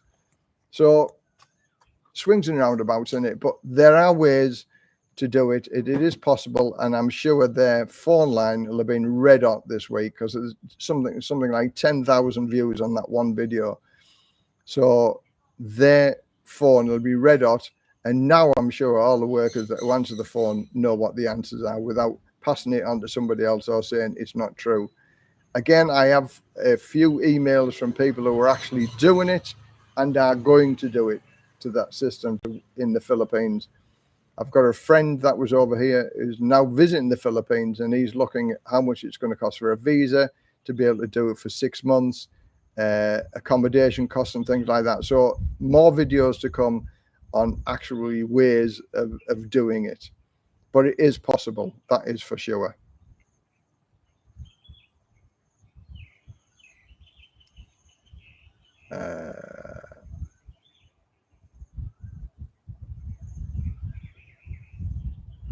Being as you employee are married, would they be entitled to widow's pension from the state or the fire service? Hopefully that's a long way off. Not for the widow's pension, for the state pension, no, but she does get a private pension, a widow's pension from my fire brigade. Is one of the reasons why we got married as well. So she gets 50% of my pension for the rest of her life. Is it possible to live in Thailand for 23k a month, 23,000 baht a month? You'd be very, very tightly. No, I would say it's an existence, not a lifestyle. 23,000, that is low. I would say minimum is about 35 to 40,000 baht a month. And I do know people that are living on 40,000 baht a month on their pension because that's what they're getting. So yeah, 35 to 40,000. The sweet spot is probably 55 to 60,000, but 23,000, in my opinion, it's too low. In fact, well, you wouldn't qualify for any of the retirement visas and things like that. No, 23,000 is too low. I believe you have to go back to the UK now to get the update to pension reading the blurb on the government website. No, you don't have to go back to England. No. You just have to go to a reciprocal country. And there is, I put a list on that video, and I did a video about the how to claim your increase. And there is a list of reciprocal countries that you can go and live in for 185 days. And again, the closest reciprocal country to us that's affordable is the Philippines. But Turkey is it as well. And there are like Jamaica, America, so Barbados, I think it is. There are many countries that you can go and live in, but Thailand isn't one of them. And you just go live there for 185 days and you can claim your state pension rise. If you want to go back to the UK, which I wouldn't want, it'd be more expensive for me to go and live back in the UK for 6 months than it would be to go to the Philippines. And I'd sooner go and live in the Philippines for 6 months of the year than living in the UK for 6 months.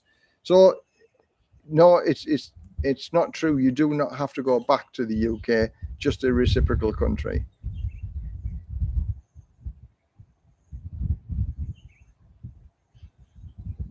Yes, you'll get it backdated. You get the increases backdated, but you don't get the backdated money that they haven't paid you. So you get the increase, the rise increase, but any money that they haven't paid you over them years, you do not get.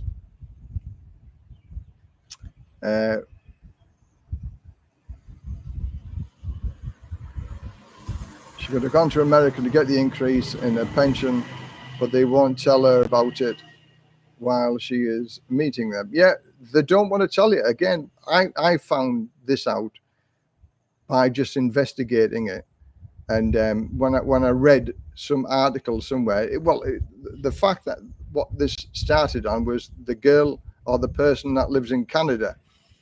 She lives 200 yards away, or 200 meters away from the border of America. If she lived that 200 meters away on the other side of the border in America, she'd get a rise. But because she lives in Canada, she doesn't.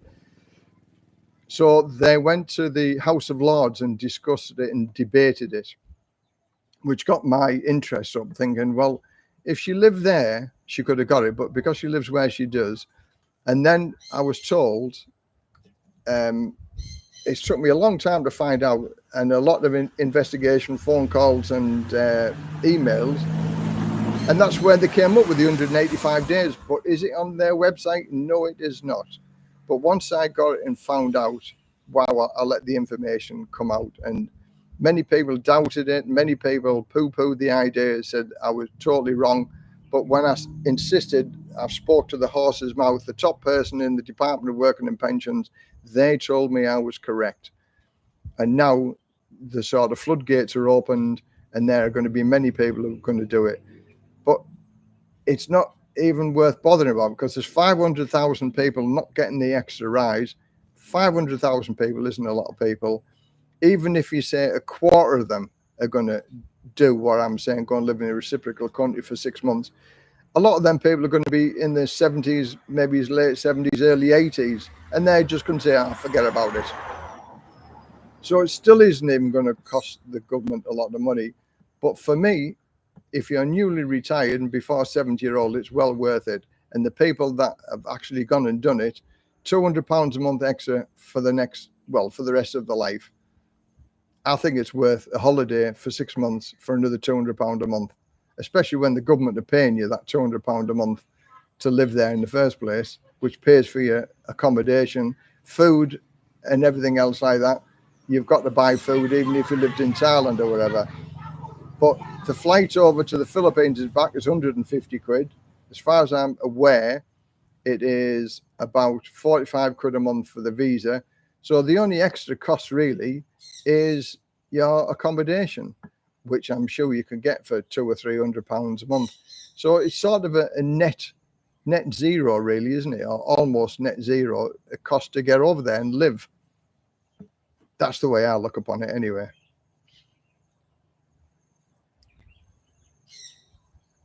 Hi Les, how did you get on with the marriage visa again? Did they allow the 40k back method even though you were not there? Okay, hang on. I'll answer this question first and I'll come back to the marriage visa. When you are receiving fire brigade pension, the state pension, you will go over the tax threshold But being as you are non-dom, you may be having to pay tax. Yeah, I still pay tax. I still pay tax on my fire brigade pension. And yes, when I get my state pension, I'll be taxed on that as well, because I'm already over the threshold anyway. So apparently I can't do nothing about the tax because it is money earned in the UK. So I've still got to pay tax. And I think I pay about £120 of tax a month. So it's not worth sort of trying to skate around the system, if you like. It might be worthwhile doing that when I get my state pension, because I'll be paying a lot more tax then. But I'll look into that when I get to it. And then there's other things about tax in Thailand. I might get taxed.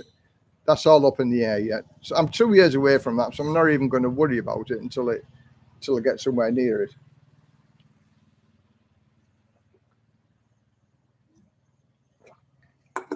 Marriage visa. Yes, I am. I am on the list now. I've been. A stamp has been put in my book for under consideration. So now all the paperwork's gone off to Bangkok, and I've had the visit from the immigration office. Came round in the car, took some photographs of us in the house with a witness. So I'm now under consideration. I've got to go back on the 12th of this month to go and get the proper stamp. And I've still yet to do a video about this, about what happened, because the paperwork, the immigration officer, they just make it up as they go along. They really, really do. I applied for an O visa based on marriage in the UK because my marriage visa ran out, or would have run out whilst I was visiting my sister in the UK. So I had to apply for a new marriage visa. So I've had to go through the whole process again, and which was, again, frustrating because I've already been there, but there was no way around it. I had to do a fresh, as if starting a brand new one. And I was there a month too early. She said, no, I had a 3-month or 90-day visa, and they said I had to come back with less than a month on my visa before I could apply for it. I went there 2 months beforehand, and she said, no, you're too early. So she looked at all the paperwork and said, no, you don't need that, you don't need that, you don't need that, you don't need that, which last year we needed it, but now you don't need it. So Ploy pulled a fast one and said to the woman, okay, can you sign this piece of paper to say all our paperwork is complete and there's nothing else you require? So she did that. And then when we went back to the immigration department, she says, okay, why are you only putting 43,000 baht a month now into your account when before you were putting 63,000 in? Because we were buying various bits and pieces. And I said, well, that's not up to you. I said, that's up to me. I said, I only need to show 40,000. And I said, I'm putting 40. Yeah, but we want to know why your income has dropped. And then I showed her my pension letter. I said, listen, I'm on 70,000 baht a month pension. She said, well, why aren't you bring that into Thailand? I said, because that's nothing to do with you. It's my money. I can decide where I want to spend it. The marriage visa, I only need to show that I've got 40,000. Well, we want to see where your money's coming from. So I give them the pension letter that I had, and they weren't very happy at that at all. And it's the first ever time I've seen them do it. But she scanned it on Google and Google Translate and read the whole letter. And then this other officer came back with American paperwork, marriage visa. It was about that thick, and she's like. And she said, you work for the government, yes? I said, yes. She says, so this is an American government paper to say it's got a government pension and it's got a stamp on it. Why hasn't yours got a stamp? I said, I have no idea. I said, that's American. I'm English. So I said, totally different pension providers. She said, but you work for the government, yes? I said, yes. She said, I need to see a stamp on a government stamp. I said, well, I can't tell them to put a government stamp on it if they don't put a government stamp on it. I said, it is what it is. If you don't believe me, ring them up. And she wasn't very happy at that at all. So then she said, okay, we want 12 months because I transfer the money through TransferWise, and it appears in my Bangkok bank, as they wish to see it, is a financial foreign transfer, FT. Then it means it's come from abroad. So she said, we want to see 12 months of your TransferWise from TransferWise over to Thailand as well. It's going to show you the exact same amount of money. It's going to show you that it's from UK bank account to TransferWise, and it's going to show you exactly the same amount in the Bangkok bank. So I said, why do you want? Because she said, this is what we want. This is what we want. So anyway, we sort of negotiated over it. And then she said, okay, we'll just have one piece of paper from TransferWise to prove that I've sent it from England over to Thailand. And then as we were going out, she told my wife, no, she said, make that 2 copies, 2 different months. So they've accepted that. But again, that's just a new appearance. Why do they want to do that? Why do they make it more difficult? It's not impossible, but it's just frustrating then, when they need some bits of paper and sometimes they don't. And then she said, oh, we might want to see that again in 2 years' time. Might want to do it. Why haven't you got a definitive list of? Well, there is a definitive list. That's where it is. But our immigration officer says, I want to see the electricity bill. I want to see the shnut of the house that you're renting. I want the landlady to do this. I want the landlady to do that. All over and above what the official guidelines is. It's not impossible, but it's just frustrating. So yes, I'm under consideration now for that. And as long as it's 40,000 baht a month that you're putting into the bank account, they can't do nothing about it because that's what the law says. And that's the way it goes.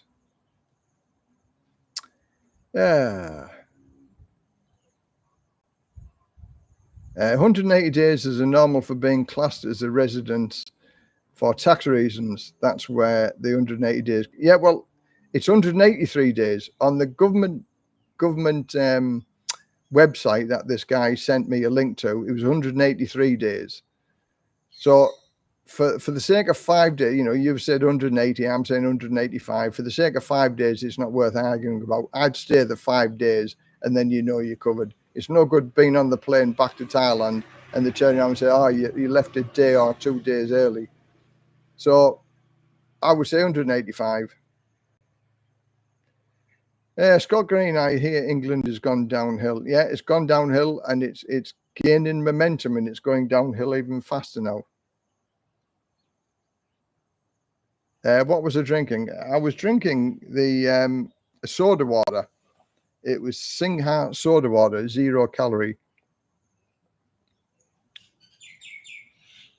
You have to be a millionaire to get nom-dom status, as it costs a fortune to get the other factor. Yeah. I'll never be one of them. So I'd like to give it a try one day, see if I liked it, but maybe it's not. Bureaucracy is obsessed with stamps, every department in my experience. Yeah. Again, we got told off because we didn't have a stamp on our tenancy agreement that we've been here for 6 years. Been here for 6 years, and this year we needed a stamp. And she told me, well, why haven't you got a stamp on this? Why haven't you got a stamp on your tenancy agreement? Employee says, we've never needed a stamp for 6 years. She said, you've seen our tenancy agreement for the past 6 years. This is the first time you've mentioned it. She said, I need a stamp.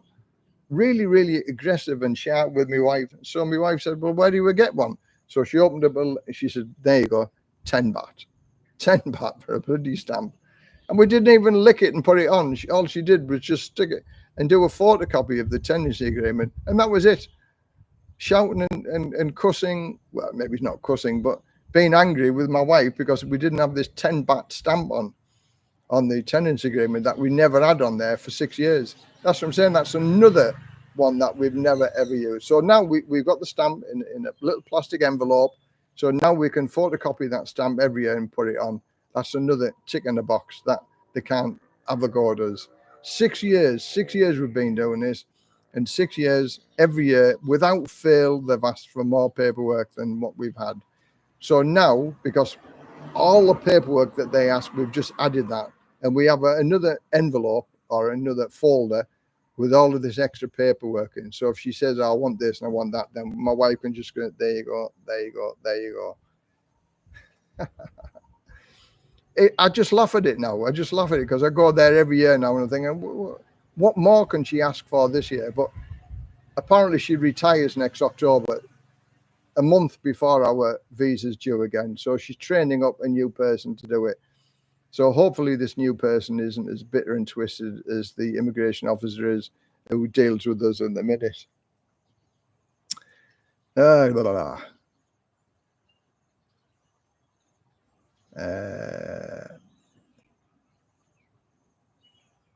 Yeah, for annual O visa, retirement visa, yeah, 15 minutes, 15, 20 minutes, you can be in and out. I believe the Spanish bureaucracy is even similar in the UK-based Spanish embassies. Yeah. Again, nobody likes immigration officers, do they?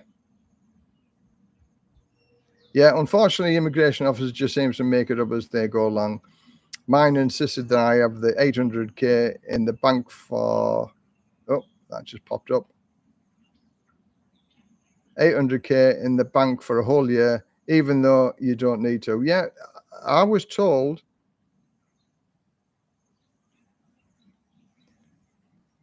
Scott, I've just had 5 adverts.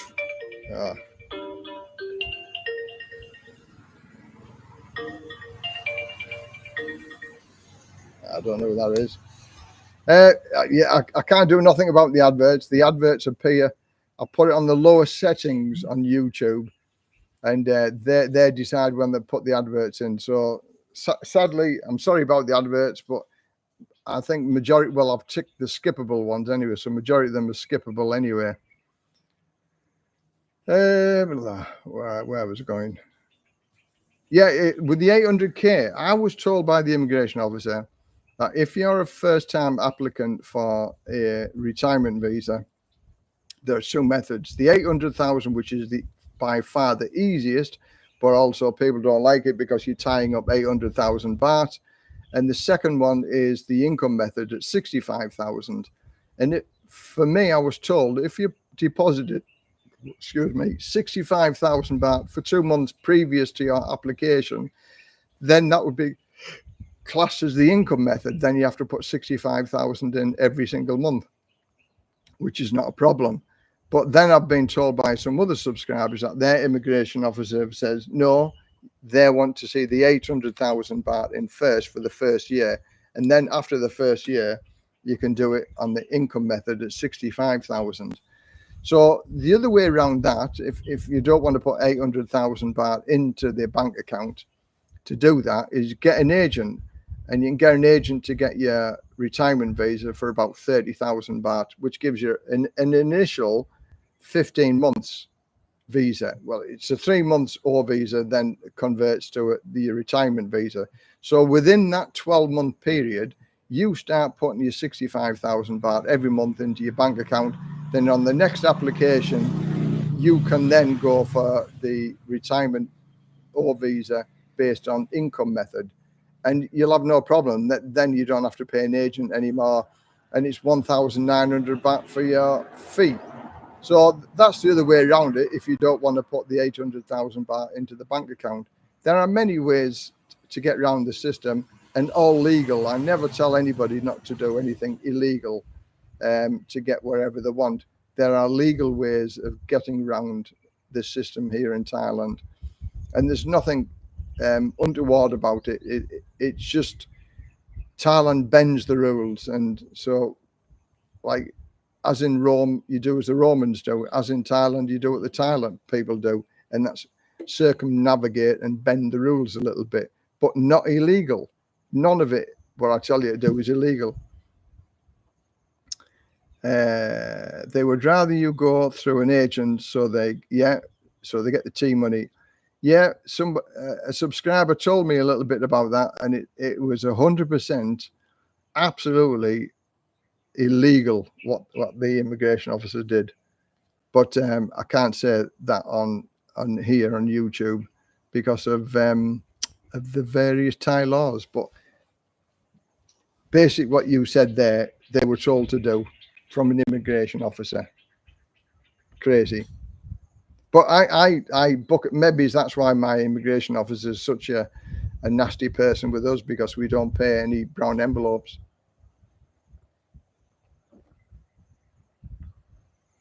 I do everything. Many people have said to me, "Oh, just do this and do that. Pay a little bit." No, like going to the driver's license place. There's people who will do the driver's license things for you, but you have to pay them. And I think, no, I don't want to do that. I want to do it myself. I want to prove to people that it can be done.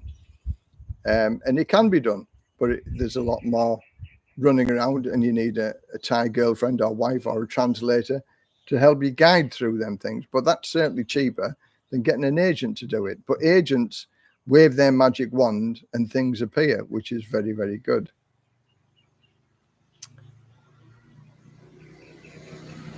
Yep, that's what the agents do. Well, they have somebody who helps them oil the wheels of lubrication.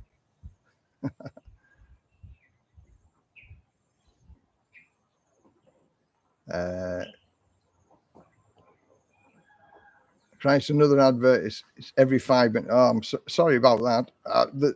Again, YouTube is a law of its own, and I'm sorry to say, if they're putting, I'll have a look at the settings again, but usually you've got to tick one box, otherwise YouTube will because they have the right to do whatever they want. Even if I said I didn't want any adverts whatsoever, YouTube would put adverts on the channel. I know it cheeses people off. It cheeses me off as well, because every time you're watching something, 5 minutes, 10 minutes, and an advert comes on. But I have to tick one of the boxes, and I always tick the lowest box, So I'm not bothered about the revenue streams coming in from the live chat and things like that. But YouTube will make their own minds up as to how far it goes on. So I do apologize about that. If you had £1 million in a UK account, would this visa be easier? No, it wouldn't, because the £1 million is in the UK account and it's not in the Thai account. It'd be much easier if you put it in a Thai account. Maybe the immigration officer has holes, hot fuel, let's enjoy you. Giving player hard. Well, maybe he's yeah, I haven't looked upon that, but she's certainly nothing to look at all. Sometimes the immigration officers, some of the girls in the uniforms can look very, very hot, and but this one does not. She gives me and Ploy a hard time. Our first visit there, she called Ploy a fool 4 times. Called her a fool. She had my wife in tears. That's what a nasty person she is. Getting my wife in tears, calling her a fool, and she can't even speak English. Why would you have an immigration officer who's there to help people who can't even speak English? Crazy. So all the negotiations, she had to tell my wife. My wife told me. I told my wife, and my wife told her. Crazy. But there's lots of other immigration officers there that can speak good English. But she's not one of them. Okay. What else have we got in there? The best way is to get an elite visa, but they are expensive. But would be nothing if you had $1 million. The elite visa, it's not worth it at all. It really is not worth it at all. I've helped. In fact, here's a little story for you with the elite visa. Before, when they had the 5-year elite visa, I did a little video about how you can sort of get the elite visa. It's not the same bells and whistles, and it wasn't the elite visa, but you could have almost the same services as the elite visa, and I would save them £20,000 it was for this elite visa or something. I forget it now, because it's a couple of years or so ago. But anyway, I saved them a shitload of money by offering an alternative. And I did say to them, if you want to know how to do this, buy me a cup of coffee, $3. and I've said to many people, because I have chats and that, if you, I don't ask for donations. I don't have a, you know, a private subscription, private members area, or a monthly donation. My channel is free and it always will be free, and I give the information freely. But on this occasion, I said to the guy, I said, if you want to know how to do it, buy me a cup of coffee. And he said, oh, you've become an e-beggar now. Bearing in mind, I was going to save him thousands and thousands of baht. And I said, just send me a $3 cup of coffee and I'll give you the information. And he called me an e-beggar. So did he get the information? No, he didn't. But if he had the money to spend £20,000 on the elite visa, and I was going to save him all of that, and it wouldn't have cost him anything apart from 1,900 baht. And for the 5 years that he was going to have the visa, it was going to cost him a total of 35,000 baht. 35,000 baht to get almost the same as the elite visa. So 35,000 baht, well, it's like 800 quid compared to 20,000 pounds. So I think the information I could have given him to avoid spending 20,000 was worth a cup of coffee, and he thought not. Crazy. If you can afford to pay the money for the elite visa, there are better options, far, far better options, and you get your money back at the end of it as well.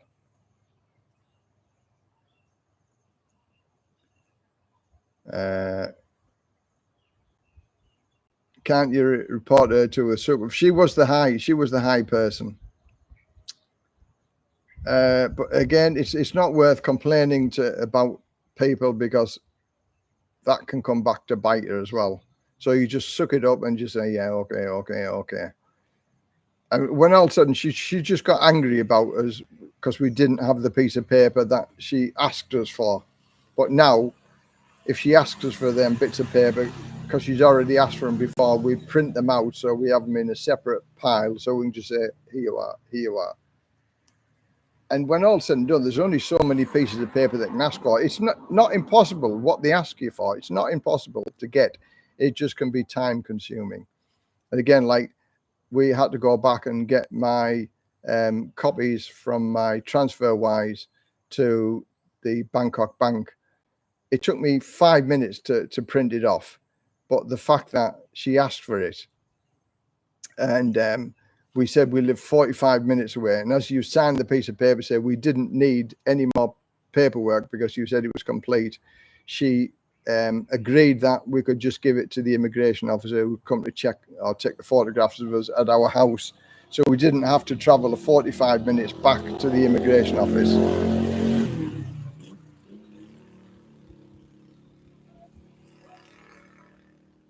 What is the info, Les? I'll give you £3 for a coffee. Yeah, send me an email.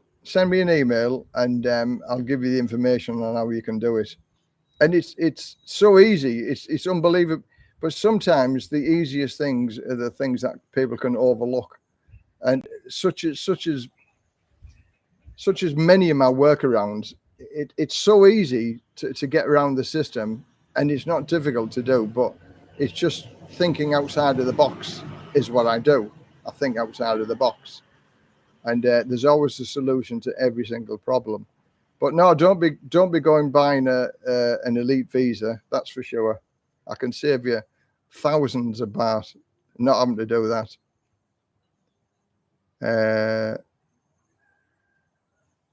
Good morning, Les. You're looking good. How is the diet going? Yeah, the diet is going fantastic. I'm down to 102 kilos. I've just done the video this morning, so I'll be releasing that after the live stream this afternoon. It's just been edited. I just need to put the thumbnail onto it now. So I've done the video. And again, as it's Christmas, and I've offered people another free ebook. So that's the ebook, that Thrive on a Keto Sustainable Approach to Weight Loss. And that's a new ebook that I've done, and that's free to anybody who wants to think about joining the keto, just send me an email and I'll send them that free of charge. Because December, Christmas time, everybody's going to put weight on. Even me, I'm going to put weight back on again over Christmas because I'm away for 3 weeks and we're going to be eating out every single day. And I'm going to be as good as I can, but I can't be perfect. And everybody puts weight on over Christmas. So even just have a look at that book, and it explains about the keto diet. Even if you've got something to look at and say, okay, I'm going to start this on January the 2nd or January the 3rd, then it gives you something to say, well, that's what I'm going to do. So you can sort of build up, you can work up to it. But the keto diet for me is fantastic. Again, as I say, I'm 102 kilos. So I've lost 9.4 kilos in 8 weeks. And I've got 2 more weeks to go before we go away. So hopefully that other 2 kilos, I'll be just on either 100 or just under 100 when I go away on my holidays. So that'll be my last keto video. So that'll be week 10. 10 weeks and I've lost hopefully the 11 kilos. So on average, a kilo a week isn't too bad, is it? 2.2 pounds a week. And especially if you're only eating 1 meal a day, so it's cheap to be on the keto diet anyway. And also not feeling hungry. It's probably the only diet that I've never really felt hungry on once you've got into ketosis, which takes about a week. So yeah, I mean, that in itself, not feeling hungry is brilliant.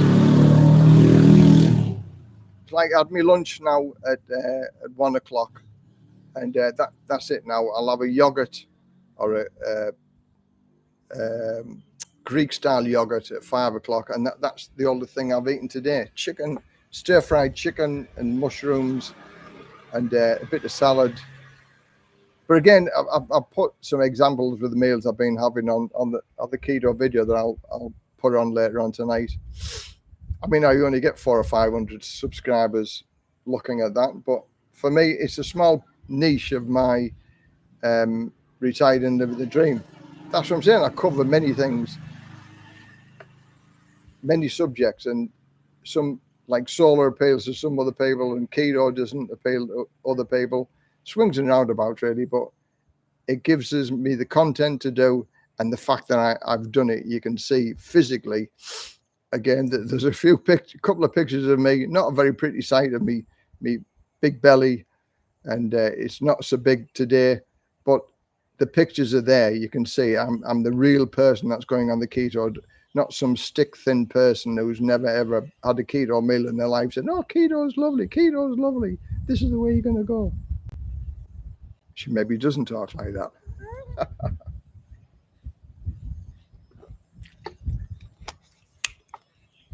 But okay, right, world. Have anybody got any questions?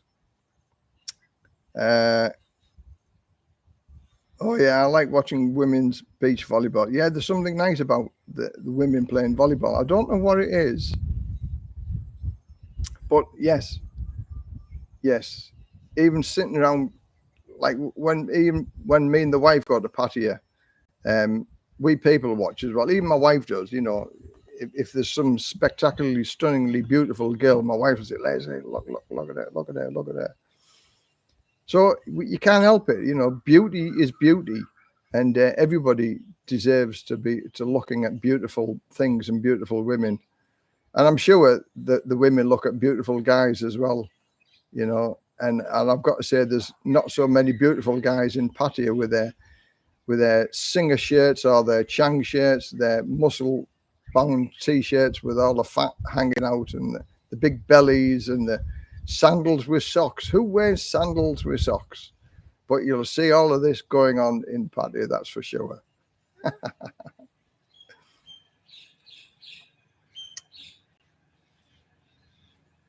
Monging isn't a sport, it's a hobby. Yeah, Thai people I know, we're football fanatics, especially the Premier League. Yeah, the Thais like their football as well. How expensive is medication there? Well, medication, that's I've been asked this a few times with regard to can you get medication over here in Thailand? And yes, you can. there's a lot of medication you can get straight from the pharmacy, but if it's really strong stuff or it's on prescription, then you've got to go and see a Thai doctor. But what you need to do, if you're on a particular medication from the UK or America or wherever, you get your doctor to write you a letter as to what medication and why you're receiving that medication. Then you go and see a Thai doctor, which will cost you about a tenner, 500 baht to go and see a Thai doctor. Show them the letter from your doctor in the UK, America, Australia, or wherever you're from, and then the doctor will sign a prescription for you.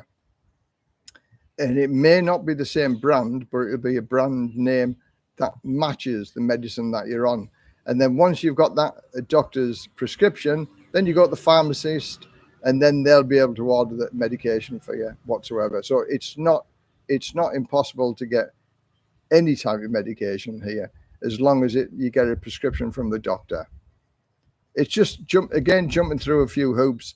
And again, if it's really, really strong medication, there's a guy that I know, he thought he'd bypass the system, and he ordered some cheap meds from India, and his meds got stopped at customs and they wouldn't send them to him.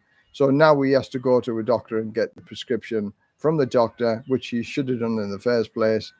That's the way to go around it. Question, do you cook Christmas dinner as a Thai meal or a Western meal? No, we don't. We don't cook a Christmas dinner. We don't celebrate Christmas here anymore. I used to stick the tree up every year, Christmas tree up every year, but we always went away for holidays. So we had a tradition when I was at home with the kids and that. December the 1st, the Christmas tree goes up, and then it comes down 12 days after Christmas. But here, like this month, we're going away again about the 14th, 15th, 16th, maybe it's the 16th we're going away. So the Christmas tree will be all alone in the house and nobody cares. We come back 2 weeks after Christmas is finished anyway. So we only actually see it for a week or 2 weeks, and it's not worth the hassle putting all the tree up, putting all the baubles on, putting all the lights on, and we're not here. So now we don't celebrate Christmas. I used to do, but I'll put my Christmas jumper on for Christmas Day, the Rudolph Red-Nosed Reindeer, on a sweatshirt, and I might have a Santa hat on, but that's as far as Christmas is concerned. The wife doesn't like turkey or all the trimmings and things like that. I don't mind it, but in reality, majority of places that serve Christmas lunches here charge you a fortune for a Christmas lunch, and I love me Thai food anyway. So I've been told a friend of mine has got a Christmas pudding. She's made her own Christmas pudding and custard. So I think I'm going to get the invite round to go and get me Christmas pudding and custard. And of course, that won't be on the keto day. That will be knock me out of keto for 3 days, Christmas pudding and custard. But I don't care. I've not had Christmas pudding and custard for years.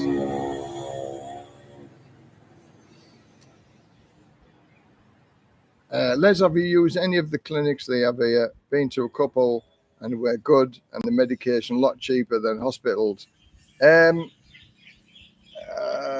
Clinics, no, I'm not. A friend of mine's been to a couple of clinics, and so that's worked, and I can only go by the advice of him. He had a boil on his bum, a boil on his bum, and in Banpay, there's 2 clinics. So there's the Bangkok hospital one, then there's the normal public one. He said he wanted to go to the Bangkok clinic, so he went to the Bangkok clinic in Banpay, and they lanced his boil and charged him 5,000 baht because they lanced his boil, and they give him medication and a little bit of, because it was in the crack of his cheeks of his bum, and they lanced it 5,000 baht. 3 months later, it come back. So he went to the public clinic, and the guy did the same for 1,000 baht. So that's the difference. 5,000 for a posh doctor or 1,000 baht for a public doctor. I'd sooner pay the public doctor 1,000 baht to go and get me boil lanced. And so, yeah, clinics, always go to the public clinic. For me, when all said and done, a doctor is a doctor.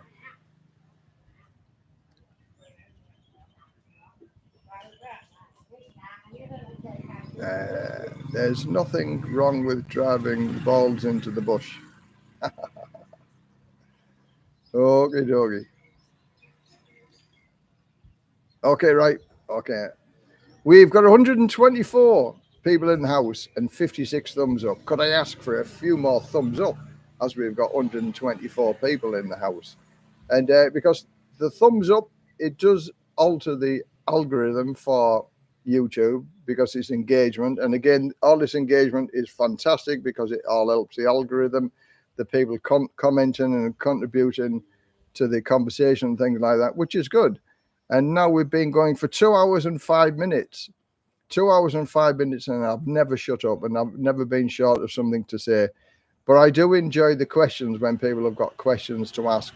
And sometimes my answers might be a bit long-winded, but I get there in the end. So if I miss anybody's questions, because the chat scrolls up, I apologize for that. I'm not ignoring them. It's just I'm giving an answer that I can to one of the questions. So if I do miss your question, again, I'm sorry, but put a Q at the question at the beginning of it. And I can see it's a Q on the scrolling up, and then I'll answer it to the best of my knowledge. And if I can't answer it, then I'll pass it on to somebody who can, or direct it to somebody that can answer that. But yeah, I mean, living here for 12 years, I've pretty much seen it, done it, and been there and got the T-shirts. There's lots of things I can save people lots of money on, all sorts of things. If people want a more direct chat to me rather than emails, I do a telephone chat for $10, and whether that lasts for an hour or 2 hours or 3 hours, it's still the same $10. And I do that on a one-to-one WhatsApp face-to-face meeting, so you can ask any questions whatsoever. And if I don't give you the information that you want, then you don't even pay the $10.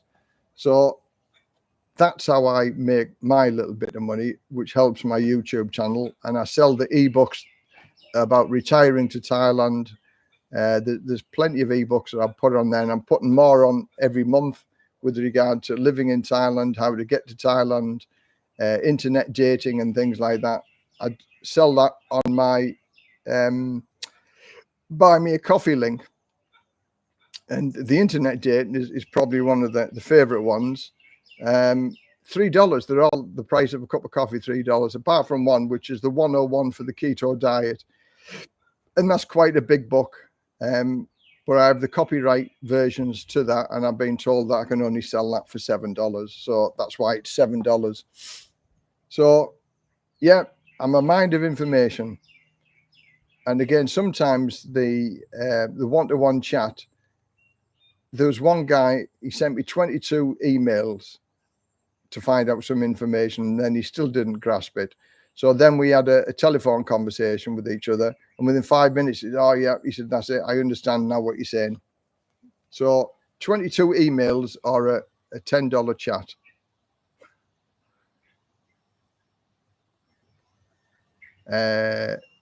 Great day to start a cold, damp UK day. Nice and cold in it's December now. You're going to get your fleeces on and your big slippers out.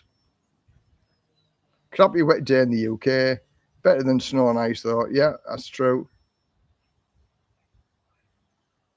Yeah, still find it strange that now they have the Christmas stuff in the shops and the decorations, etc., in non-touristy areas, but nothing happens on the actual day as they're Buddhist. That's true, yeah. I mean, my dentist has the Santa Claus climbing up the veranda to the top thing. She's got a Christmas tree up there. She's got the decorations. It's all done very, very Christmassy, and it looks very, very good. But they're all Thai. There's not a Brit in there. I thought it might have been a Brit or an American dentist. No. Even the name, it sounds a bit Swedish. Muse Haas. H-A-U-S-E. H-A-U-S. So anyway, but it's a beautiful dentist. Not that I like dentists, and I certainly will not be a fan about visiting dentists, but as far as dentists and looking professional and having all the modern, up-to-date stuff, this was it.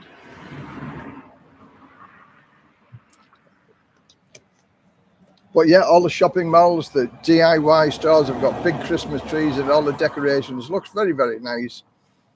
And I say the places that do the Christmas dinners charge you 2 or 3 times the price that you could have a normal meal. And like I said, my wife doesn't like turkey, doesn't like stuffing, doesn't like Christmas pudding, things like that. So where will we be for Christmas? We'll be in Pai on Christmas Day. So we arrive in Pai on the Christmas Eve or the Christmas Eve, and we spend Christmas Day in Pai, which I'm looking forward to. And then we're in Chiang Mai for New Year's Eve. We've just booked a beautiful hotel in Chiang Mai for Christmas, New Year's Eve, walking distance to where all the action is for letting the lanterns off at New Year's Eve. Fantastic. I love Chiang Mai, Christmas Eve or New Year's Eve. And Pai is stunningly beautiful, and it's a lot cooler. And my wife's been buying all the woolly jumpers and the fleeces and the woolly hats so she can keep warm, because apparently in Chiang Mai now it drops down to about 18 or 19 on the evening, and when we get there it'll be about 15, and she's like, ugh. Me, I'm still walking around in a t-shirt. It's lovely. Yeah, but Christmas, I like December. I like the cool season. It's beautiful.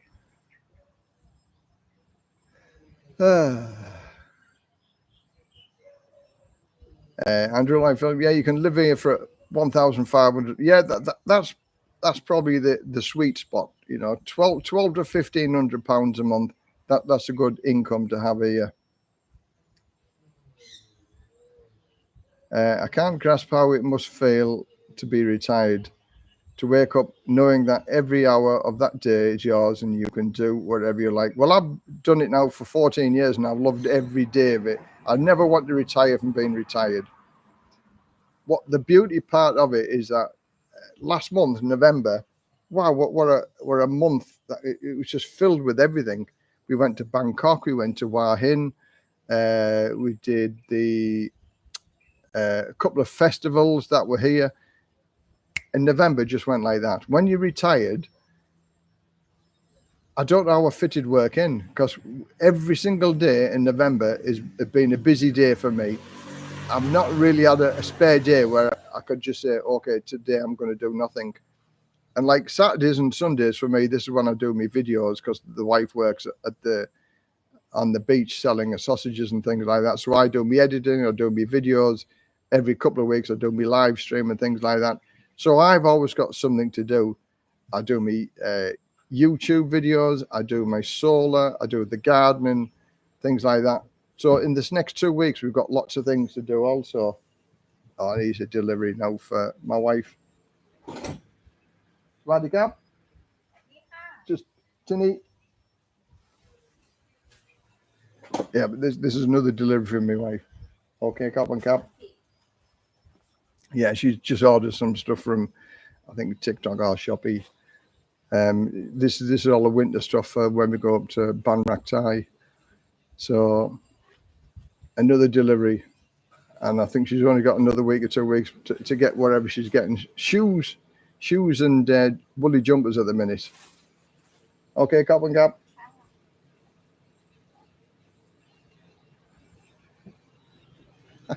Deliveries for Lazada is fantastic here. The deliveries to get everything here is very cheap as well. You can almost deliver anything in Thailand for about a couple of quid or something like that.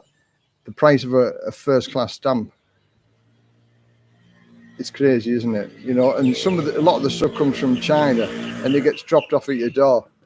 And it's half the price of what it is in a lot of the DIY stores and clothes shops. The quality sometimes lacks a little bit of quality, but you learn. And the wife has learned a few things. I mean, she's got about 20 pairs of shoes, of different types of shoes. She wears them once, and if they get dirty, that's it. But anyway, I've got 2 pairs of flip-flops and a couple of pairs of shoes I got from the UK because I'm a big guy. I've got wide feet, and you can't get good shoes over here because they don't make wide fitting shoes. So buy your shoes if you want shoes in your own country before you come over here to Thailand, because you won't get any wide fitting shoes.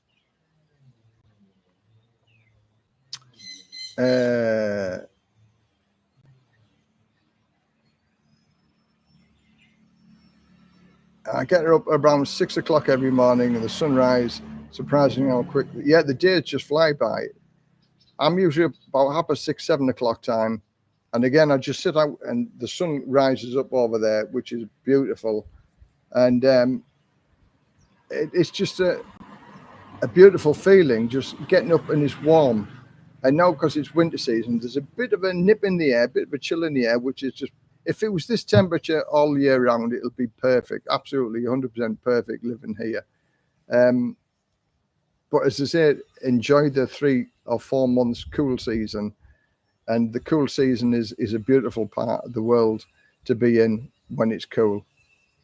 Because when it gets hot, loads of people complain about being hot and humid, and it is uncomfortable. But that's, again, it's only for 3 months of the year. And Thailand seasons are hot, and hotter. But I love it. I'd sooner be warm. I've got the fan on in the background here, and I'd sooner be warm than sat in front of an electric fire or putting the radiators on to keep warm.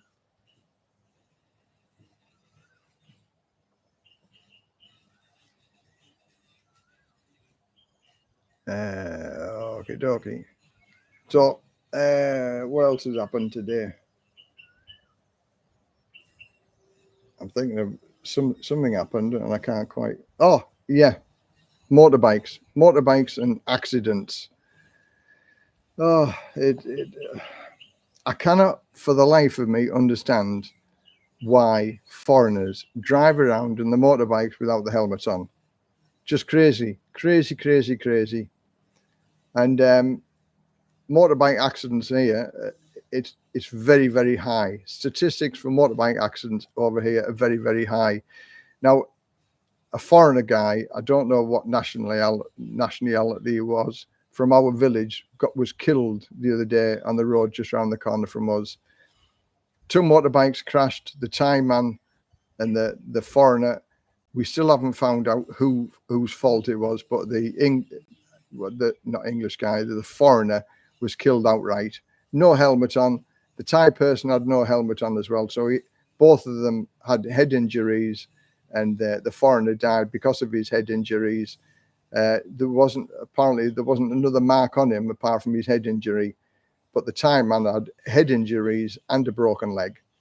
So it's mandatory to wear a helmet over here. But the amount of foreigners that just ride around thinking, if I get caught by the police, it's a 500 baht fine, 10 or 12 pound fine for driving around with no helmet. But if you come off and you bang your head on the floor, that's it. You're either going to be in a vegetative state or you're going to die. So over here, abide by the laws. Wear your helmet. I put my helmet on all the time. Even if I just go around the corner to get a bottle of water or a canister of water, put my helmet on all the time. My life is worth more than having the wind blow through my hair.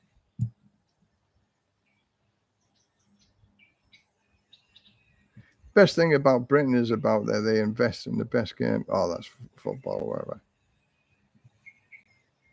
whatever. How less you use a dash cam in your vehicle? I don't really know, but I should do, really. They're cheap, less than 1,000 baht you can get a dash cam for, and you get 10% off your insurance if you have a dash cam as well. I just don't like cables all over the car and it going up to the mirror. I might get one put in. I don't know. I've got to take the car for a service next week. In fact, that's what I'll do. I've saved money on my dental thing because I thought I was going to have all sorts. I was expecting 40 or 50,000 baht, which is about £1,000 for the dental work that I was going to get done. But as it was, it's worked out a lot cheaper than that. So I think I will make it a mission next week to go and get a dash cam fitted. I shall do that. I shall go and get a dash cam fitted, and then I know for sure, don't I? Whilst I get the car serviced and oil change, check all the brakes, check everything, and a dash cam. I will report on the dash cam how much I've spent for a dash cam on the next live stream. I'll do one more live stream before we actually go away, and I might even do a live stream whilst I'm in Pai or Chiang Mai, and it'll be a better vista than this, that's for sure. Banrak Thai, I might do a live stream there, because that's stunningly beautiful, and that's the most expensive room, that 4,700 baht a night. It's expensive, so I might use their Wi-Fi wisely. As a future retiree in Thailand, if I wear a helmet, Cam, will that protect me from Farang fault? Yeah, well, remember, it still could be your fault as well, couldn't it? But if you have a camera on any part of your machine, motorbike, or whether it be a car, then the insurance company and the police can see actually whose fault it is, and then apportion blame to it. But usually there's a little sort of saying over here in Thailand, and there is some logic about it as well, is that if a Thai person is with an accident with a foreigner, logic saying, because you're a foreigner, if you weren't here in the first place, the accident would never have happened. And there's some logic in that, isn't there? So 9 times out of 10, maybe it's 8 times out of 10, the Thai person may not be insured. So the foreigner will always pay, because then they'll use the foreigner money, insurance money, to pay for any accident or any claims that's going to be made. So even though it may not be your fault, you may still end up paying for the cost of it.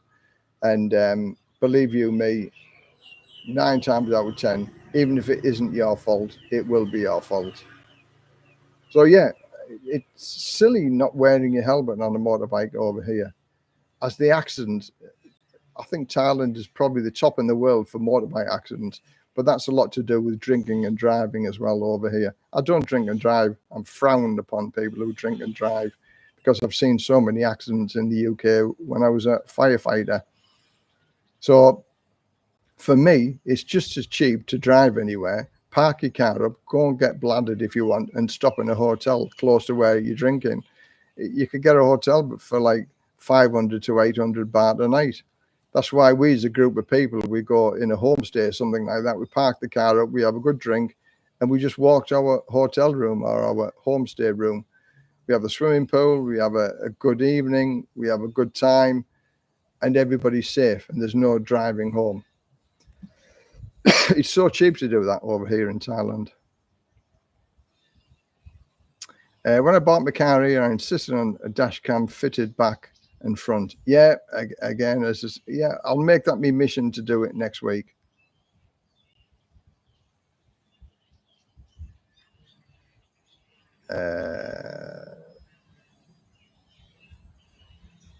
Yeah, the philosophy used, it's the Farang's fault if there's an accident, as if he hadn't been there, the accident would. Yeah, but there's some logic in that as well, isn't there? Motorbike accidents are a lot to do with Thai wives paying someone to do away with their Farang husbands once the house is built. Hey, yeah, I've heard that so many times. Yeah. Car pulled out on my wife and stepdaughter on the motorbike as soon as she saw we had a foreigner. Yeah. Just I'm not a speed freak anyway, so we always drive slow when we drive the motorbike, and my wife drives 30 to 40 kilometers an hour on the motorbike. If you're lucky, that's speeding if she's doing 40 kilometers an hour. But there's some, dogs, soy dogs run out in front of you and things like that. If you hit a soy dog, you're gonna come off. Potholes are everywhere here as well. Wearing helmet side swiping ended up in my back, smacking my head on the trailer. If I wasn't wearing a helmet, I doubt I would be. Well, there you go then. That's a good example of it, isn't it? So again, there's an American guy that I knew. He'd only been here for 1 or 2 weeks, and he still thought he was in America, driving on the wrong side of the road whilst he was drunk, very drunk. Okay, he had his helmet on, but because he was on the wrong side of the road, the truck that was coming towards him, he thought the truck was on the wrong side of the road, so he took evasive action, as did the truck, and they still collided, and he lost 2 toes. Two of his toes were amputated because he caught it on the back wheel arch of the truck. He never came off his motorbike, but He struggles to walk now, and he had infection on his third toe. Thought he was going to have his third toe amputated. Drinking and driving, and on the wrong side of the road. A very, very bad mixture.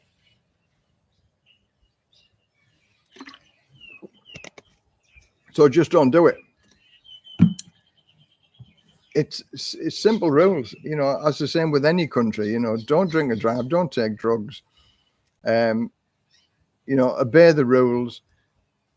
And another friend of mine, you know, he got pulled up by the police because he was doing 120 in a 90-kilometer zone, and he complained that the police pulled him over.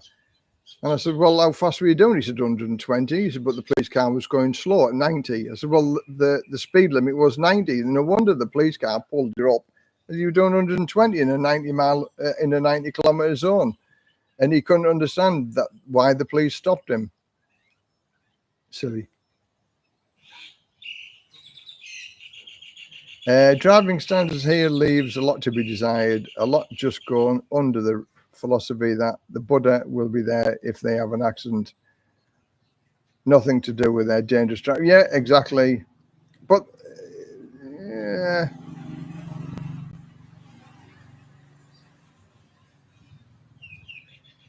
hello from Durham, UK. The property out there in Thailand. Can't wait for retirement.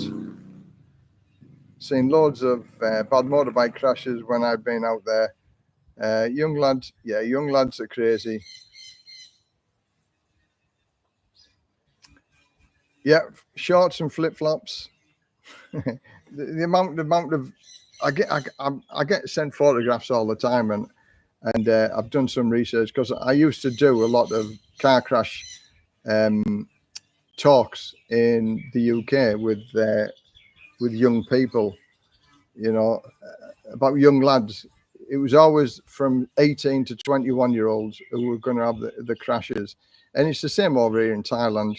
Some 18 to 21-year-old on a motorbike with skinny tires, taking every lump of plastic that they can get off to make it a lot lighter so it can go more faster, put a go faster exhaust on it. And they're down, the heads down by the handlebars. It's a little 125, but it's so unstable because of all the work that they've done to it. It's just crazy. But they'll just find a straight lump of road and just take it to its limit. And again, something just needs to walk out in front of them, a cat, a dog, a chicken or something like that, and they're off and they're gone. You know, and they've got the flip-flops, T-shirts, and no gloves and no helmet on. And yeah, the standard of driving over here, the Thai people, okay, the rules are almost the same as the UK, where you have to overtake on the right. But the Thais tend to think that, no, they'll overtake you on the left and the right, on the breakdown lane. Any which way that they can get past you, they'll get past you. But when I drive, because when I drove the fire engines, I was taught how to drive defensively. So my eyes are always in the mirror. So I'm like a nodding dog looking in the mirror every time I make a alteration, moving. And that's what you got to drive like, defensively over here, because motorbikes undertake it, overtake it, as do cars and trucks, minivans. Always look on your inside mirror because something might be undertaking you. This is my second time here. Oh, where is it? I've just sped up. Where are we now? Oh, this is my second time here on your channel. Last time was when you had to get the electric reconnected. How far out of Pattaya are you? I'm an hour and 30 minutes away from Pattaya. So it's not too far, an hour and 30 minutes. That's by driving in the car or a taxi. If you come by bus, it might be closer to 2 hours.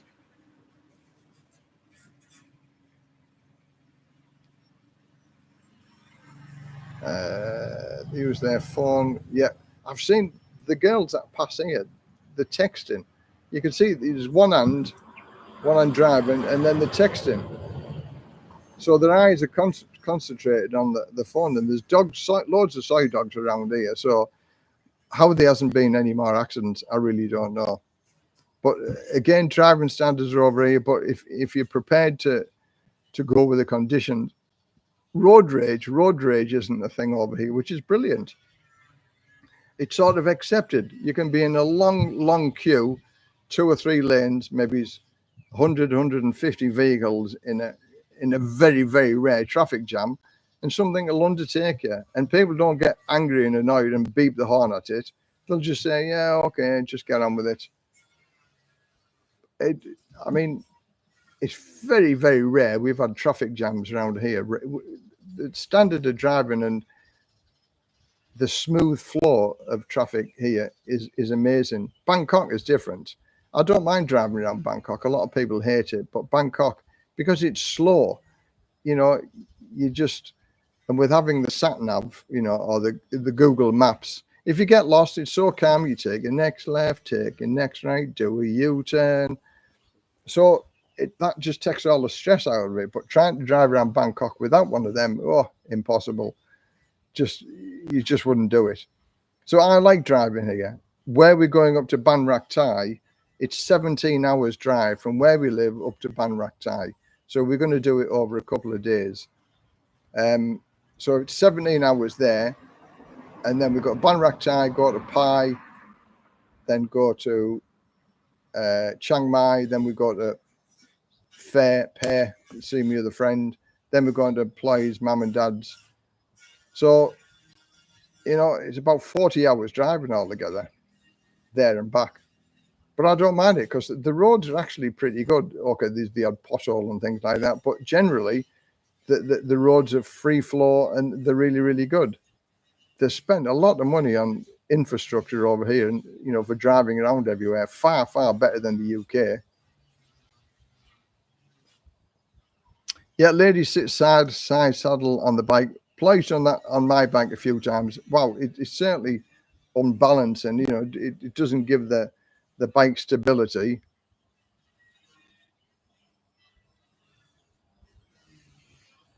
On the one shout where we're going to make the car on the way, Indian taxi. Yeah, Indian taxis.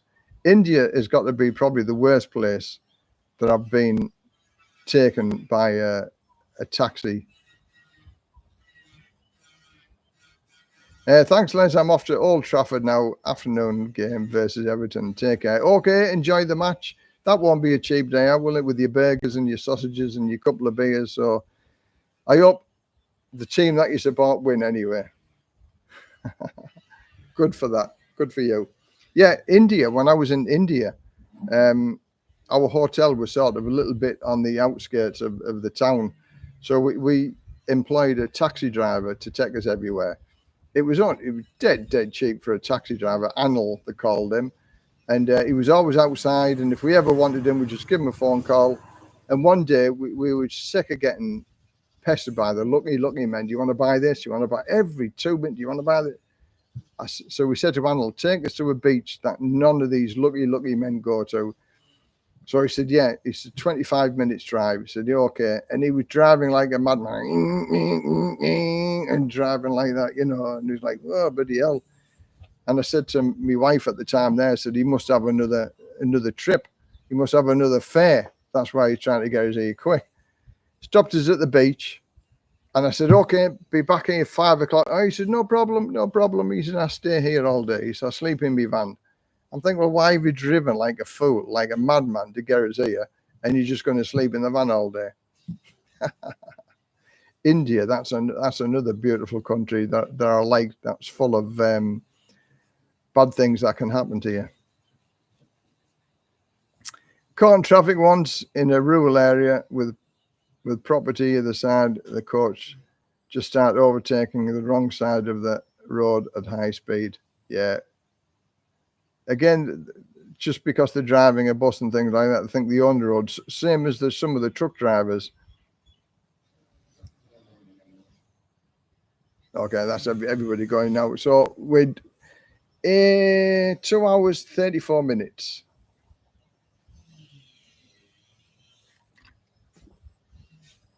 So another subject to talk about, which is always good for people, is places to live in Thailand. And again, there are many beautiful places, but location. If you want to go and live in the beautiful places, now for me, this is my own thoughts of it. Phuket is stunningly beautiful, as is Koh Samui. But even when you live in a beautiful location like that, the beauty becomes faded. So you can pay twice as much to go and live in Phuket and Koh Samui, and that beauty goes away in the end, because beautiful doesn't last forever. Whereas because we live in Rayong, which isn't so much a beautiful place, but we still have some beautiful beaches, and Koh Samet is just over the road. We enjoy more when we go to the Phuket or the Koh Samuis and the islands like that, like Pai. I'm looking forward to going to Pai. We went to Pai for three years in a row. But if you live there full time, then that beauty, dispels a little bit. So think twice about living in a beautiful area, because boy, do you pay for it, and eventually you'll get sick of it because it isn't so beautiful anymore. We went down to Hua Hin, and I've been there 3 or 4 times now, and because I've been there 3 or 4 times, the night market, it's the night market. The entertainment on the night at the other night market is like, yeah. So the newness and vibrance and the effect of it wears off. Same with like going to Pattaya. We go like going to Pattaya for the live bands and the music and the people watching and things like that. But then when you go time and time, it's like, it's the same old stuff. It's the same old stuff. So think about go and live. If you're going to go and live somewhere in Thailand, go and live there for 5 or 6 months, so you get a feel of it to see whether you want to live there a long time. I came to Rayong. It's only because a girlfriend that I was with at the time wanted to go and see a friend, and her friend was married to an English guy. And the English guy said to me, he said, "You've given everywhere else, Les, 2 weeks to 4 weeks. He says, give Rayong." He said, "a couple of weeks." And I said, "Well, Rayong, it's not even on the tourist map." I said, "Nobody comes here. Everybody just comes to the island, and it's full. Some hidden gems, if you like."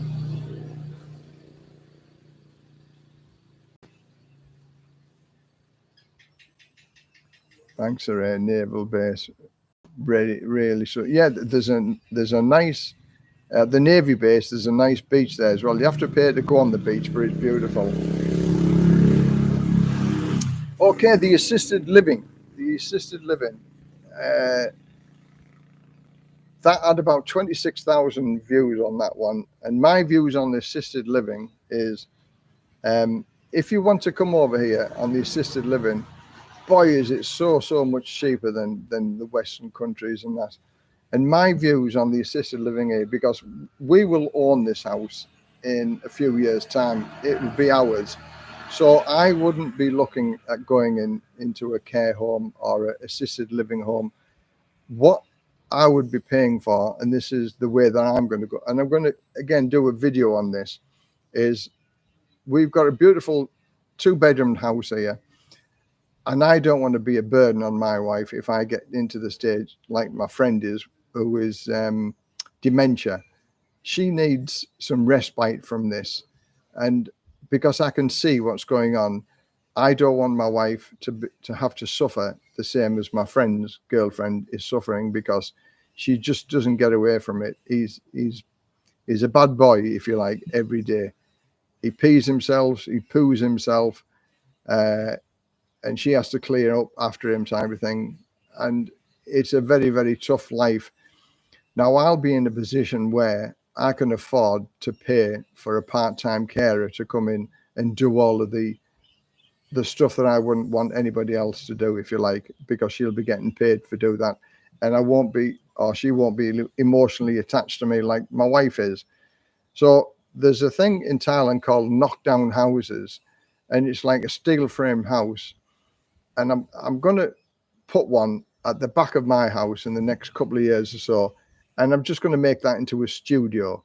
But the reason for doing it is that if I ever get into that stage where I get dementia or I'm sick and I'm ill, then we can have a a carer who can live in that. It's a 1 bedroom, 1 bathroom with a veranda, and it'll totally cost about 200,000 baht to get it built and get it put there. But then the carer has her own space, and then a part-time carer, okay, she's not medically qualified, but sometimes you don't need the full medically qualified person. For 10,000 baht a month, for 8 hours a day, I'll do the cooking and the cleaning and cleaning the sheets and things like that. If I soil the sheets, things like that. And if I want medical care, if I have an illness or a disability that it needs medical attention or medical care, medical supervision, then that's 40,000 baht a month. But if you give them their own accommodation and things like that, you can get that down to about 30,000 baht a month. So this is my view of if things go a little bit petong in the future. Now I'm just going to turn the light on here because we're getting a bit darker here now. Oh, there we go. That'll keep it bright a little bit now. What time is it now? It is 5:31. So about 6 o'clock it'll be dark, and I'll just put the light on now. So that'll give us a little bit more viewing time, won't it? But you can see now that the sky is going a little bit reddish now. It goes a beautiful reddish at sunset. Sunset on the beach here is a wonderful time, wonderful location. So that's my view on what I'm going to do where I live, because we're all going to get old one day. And I seen my stepdad having to look after my mum. My stepdad was in his 80s and my mum was in her 70s. So it was an old person looking after an old person, and it wasn't very nice to see. He struggled, my mum struggled. So I'll be in a financially better state of mind by the time I'm 70. The house is paid for by the time I'm 70. So then I'll have whatever house money that we were paying. We were paying 20,000 baht a month rent here. That'll be free cash if you want. And then I've also got my state pension, which will be another 40 or 50,000 baht. So I'll have 70,000 baht disposable cash just to pay for medical attention or a servant or somebody to clean up the mess and cooking and cleaning and things like that. Because I do not want my wife to be able to having to look after me the same as I see my friend's wife. She has a very, very, very hard time. So, I mean, what's your thoughts on that? You know, what have you thought about getting older? It was a very popular video because for 80,000 baht a month, you could have a 3-bedroom detached house with 24-hour nurse care and somebody to look after you for 24 hours a day, 80,000 baht, which is half the price of what you'd pay in just a care home. The care home was £945 a week. That's without medical care. Only get dementia when paying bills. Unless that sounds awful, losing control of your bodily functions and having to be cleaned up. I'd check out. It was like that. Get my ticket punched. Yeah, I mean, you can say that and people can have that, but one day he didn't have dementia, and then the following day he did have dementia. And when I told him, because I was talking to him on the internet, I said, Mick, you've got dementia. And he didn't believe it. He was in denial of it. And now, because he sort of lives a Groundhog Day, every day is the same thing that happens every single day. But he's an alcoholic as well. He's an alcoholic dementia. And every day is the same bloody day. And he just thinks, I'm just feeling ill today. I was okay yesterday, but today I'm feeling a little bit not good. And he's been like this now for 3 years. And he certainly is getting worse. He's getting worse and worse. So, yeah, you know, it's easy to say check out. Like today, you might have that thought of checking out. And you think, oh, well, I'll think about doing that tomorrow. And then tomorrow you become, oh, what was I thinking about yesterday? And you might even forget about it. It's easy to say. And I've even had them looked into this type of thing, as you do, is that checking out sometimes the quality of your life, it might be worthwhile checking out before you get to that stage. But there are some people who are paralyzed, crippled, whatever, some sort of injuries, they have an accident, wheelchair bound and stuff like that. I've got to say my feeling is quality of life. If I don't have quality of life, and then that's when you'll think about checking out. But that's a whole new subject, that one, isn't it? And that's a subject that you're not allowed to talk about on YouTube. But I have talked about it with a few other people over that period of time. And again, I've always got a suggestion for things like that as well.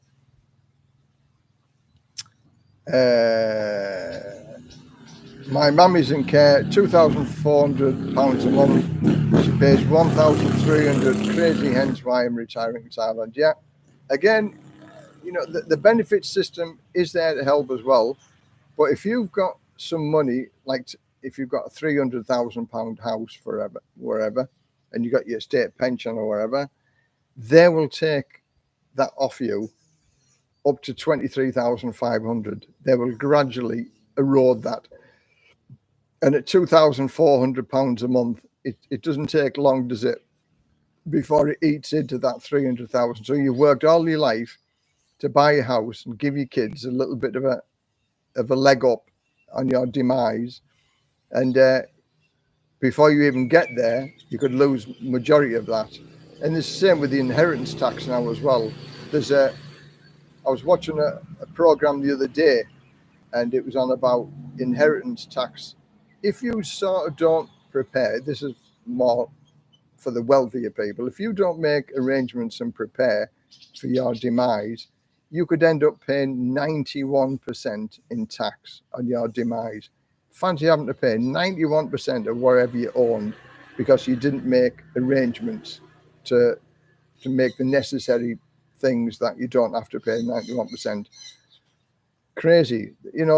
You pay tax all your life. Inheritance tax is just it's a mean tax because you've worked all your life to pass something on to your loved ones, and the government will have one bite of the cherry before you pass it on to your kids. Crazy. For me, if you work 40 hours, if you decide to work any more because you want a little bit more money, you shouldn't be taxed on that because you've decided to give up some of your free time to be able to better your future, better your life. But no, the tax people will take more off you. So the harder you work, the more tax that they give. The more you save, the more you achieve in life, the more taxes they'll take off you.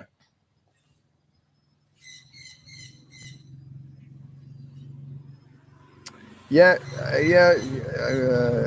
you may get people to help you out, but then that's a huge responsibility of the person who's helping you out. And they could actually carry the can for helping you out in the long term. Yeah, I mean, if I had my mental faculties but lost my body. Yeah, again, I had a couple of friends who were wheelchair bound, and they were sharp as the knife in the box. But physically wise, they couldn't do nothing. That was so frustrating. Yet, I'd hate to be a prisoner of my own body. By the way, they have just voted on the dyeing being legalised in the UK. The yes vote won. Yeah, the yes vote won, but in reality, it's so difficult to do. There's so many red flags that you've got to pass. It's less than 6 months. Well, if you've got less than 6 months, how do they know it's less than 6 months? I was watching a talk about it this morning on the news, and even though it's got the yes vote, it still could be 2 or 3 years before it even gets sanctioned to say yes. Is it Dignitas over in Sweden, Switzerland? They should do the same. Why reinvent the wheel? Do what other countries do, and they've already done all the guidelines and rules and things like that. But the British are going to have their pounds worth, if you like, and they're just going to make it so complicated. And but I understand that there has to be safeguards into it. But at the end of the day, it's your choice. Yeah, when you hit 60, sign your house over to your kids. It has to be 7 years. 7 years before you die, otherwise you're still liable for tax. Advise anybody to get their house into a trust as soon as possible. Yeah, I mean, there's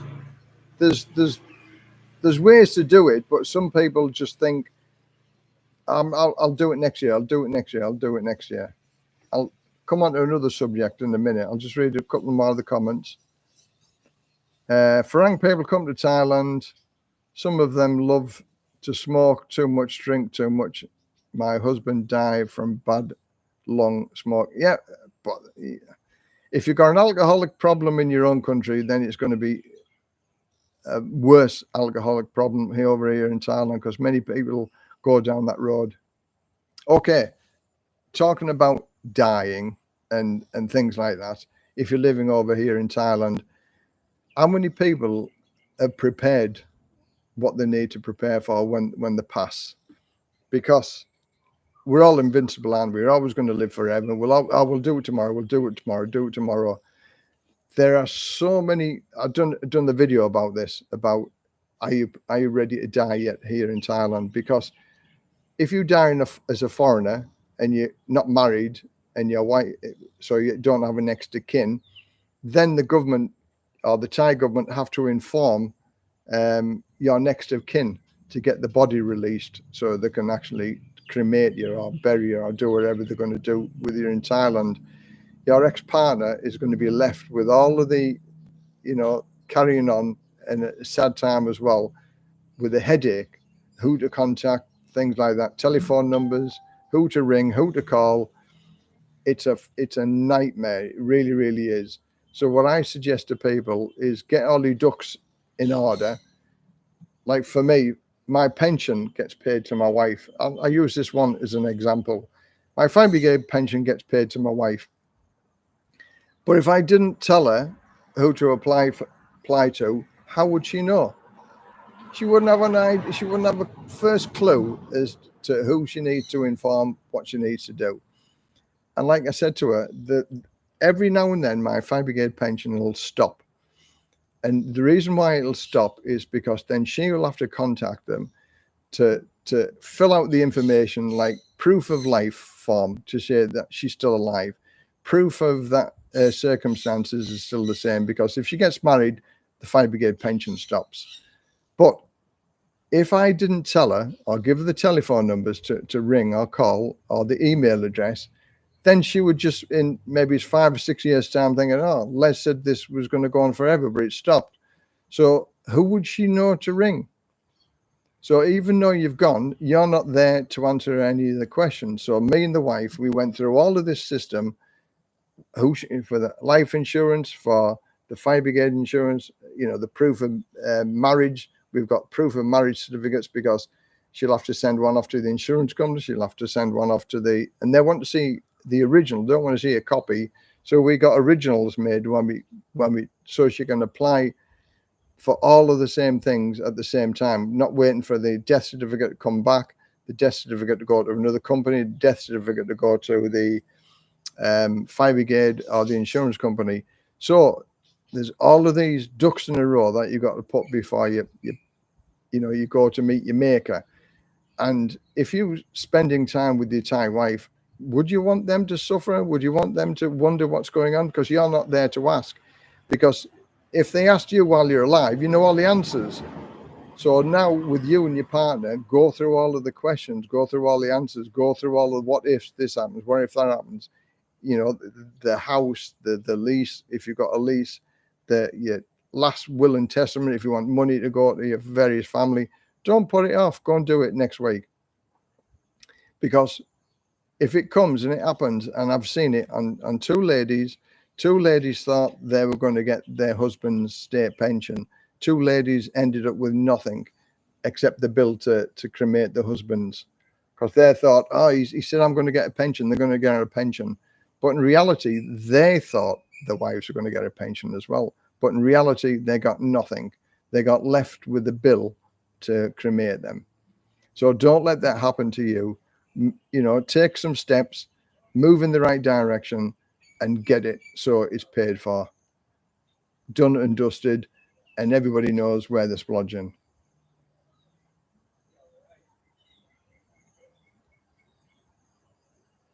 Yeah.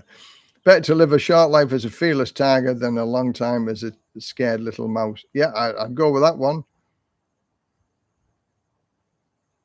When you die in Thailand, they feed you to the crocodiles. Yeah, I mean, yeah, put me in a black plastic ban. I'm not bothered about that.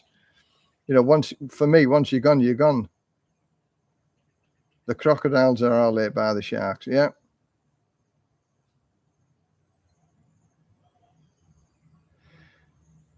Tourist trap. Yeah, I leave you guys when you made your own decisions.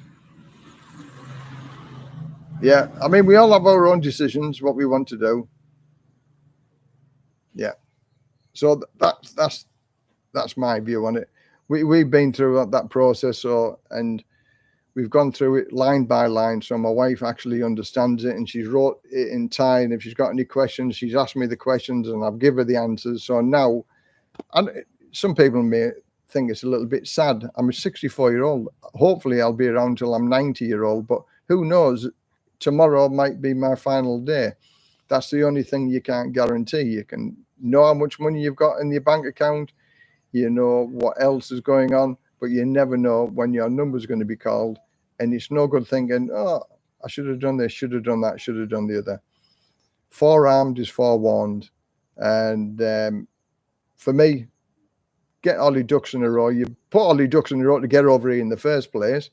And why leave your partner suffer from all the mess and carry on? And it's such a headache. It really, really is. I mean, I know that because I helped my friend out who's got dementia. Because we used to sort his money out. We used to go to the bank for him, get his money out, sort his visa out for him, sort everything out for him, thinking, well, hang on, okay, we're his friends. But at the end of the day, his family need to sort this out. So we got him certified with having early stages of dementia a number of years ago at a Thai hospital. We've sent all the information to his family in Australia. They've got power of attorney now. They sort all of his money out. All he sees every day now is his bottles of Leo. As long as he's got his bottles of Leo, he's happy. He's two shades to the wind as to exactly what's going on. Money comes from somewhere. All his bills get paid. The rent gets paid. He's got enough money for his alcohol. As far as he's concerned, he's doing a wonderful job. But he's actually done nothing at all. It's his family and friends around him that help him out of this situation. And this is what I'm saying. You know, if this is happening to you or a close friend of yours, help them out and, you know, put things in order. Don't just leave it to the others to do it.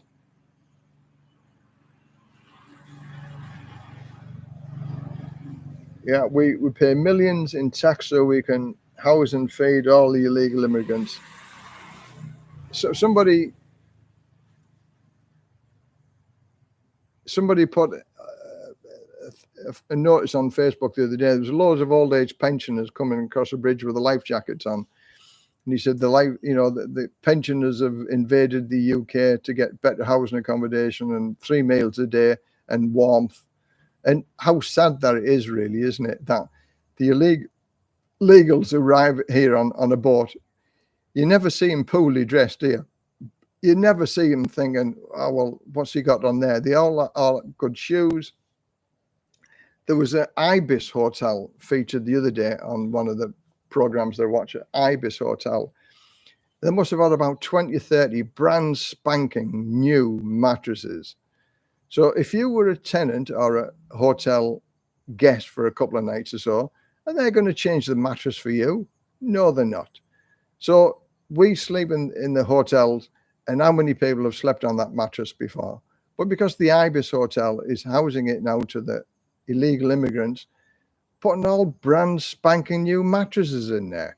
Why can't they just say, well, the mattress was okay for a holiday maker?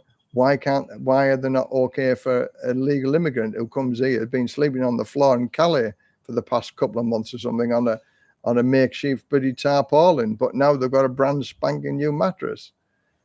Yeah, it makes my blood boil as to what's going on there. And as somebody said the other day, in the Second World War, we repelled the Germans, we repelled the Spanish Armada, but we can't expel plastic boats full of illegal immigrants coming to get what they can in our country. I don't blame them. I don't blame them for coming over to our country. I really don't. You know, if you're going to get that amount of money and looked after it, you know, you'd be a fool not to come over here. But it's crazy. And it seems that nothing can be done about it. You know, Stammer, we're going to smash the gangs. We're going to smash the gangs. 5 months have been in power. They've arrested one Turkish man, and that's it. It's crazy. The Thailand, the British Empire ruled half the world at one stage, and now we can't even get people out of our own country that arrive illegally. Okay, here we go. Here's one of the things. Les, can you discuss 3 types of farangs to avoid in Thailand? Okay, that's an easy one. Drunks. Avoid the drunks, because the drunks are all barstool warriors putting the world to rights, and you will never ever win an argument with a seasoned barstool warrior. So if you're coming over here and you get chatting to some of the barstool, oh, I've been here for 10 years, son. I've seen it all. I've done it all. And he's drinking at 10 o'clock in the morning. Stay away from number one. Second person to stay away from is the person who's been bitten or ravaged by a Thai person who's took all of his money and his house and his belongings, and he's got no money now. And all Thai ladies are venomous and should never be ever touched. For me, it's his own fault. There are ways and means of protecting anything that you hold dearly to yourself here in Thailand.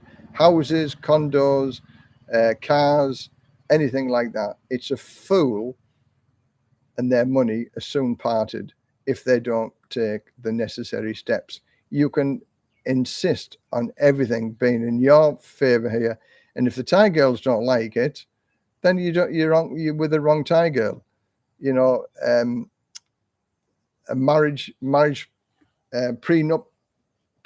If you get a prenup before you get married, then it gets all sorted out. It's a lot easier to do it. It's better for you to do it before than do it after. I learned that through 3 divorces, and I should have had a prenup on my second one. My third divorce was over and done with. It's very simple.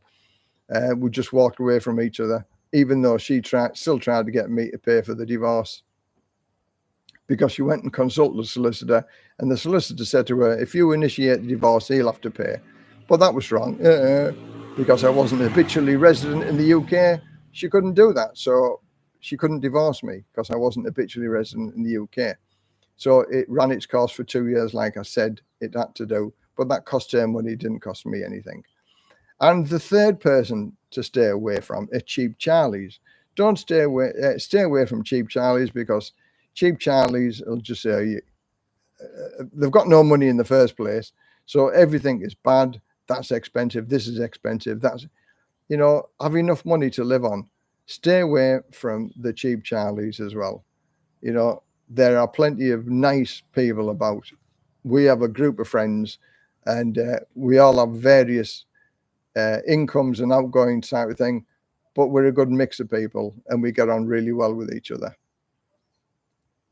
So I hope that's just the 3 types of. There are more people than that, but that's what I would say the 3 types of people that I stay away from. Oh, negative, number 4. Should have been number 1, really. Negative people. Stay away from negative people. Negative people, you will never, ever change their views. I stay away from 2 or 3 people that I've met on YouTube, and I've sort of struck up a conversation with them. They've come to meet me.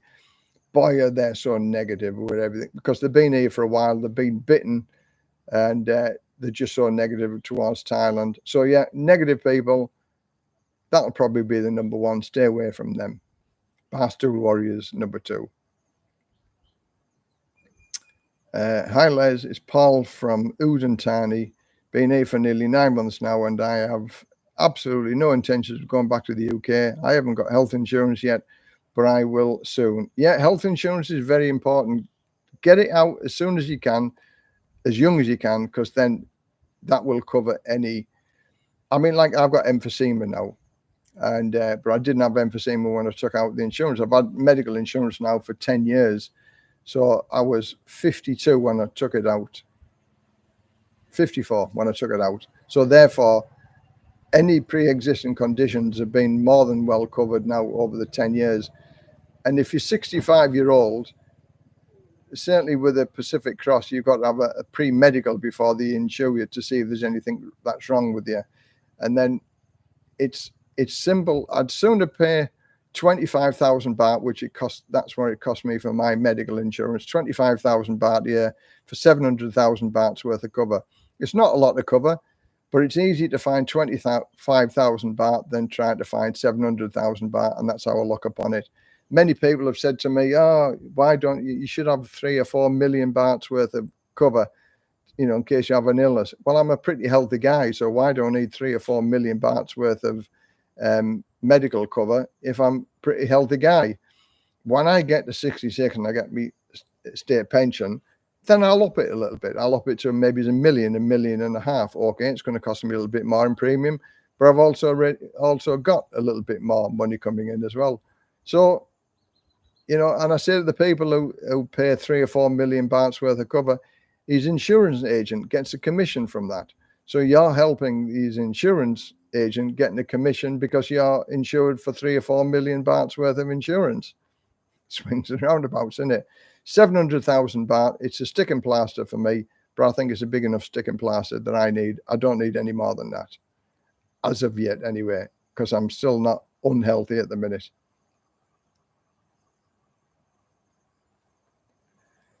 Yeah,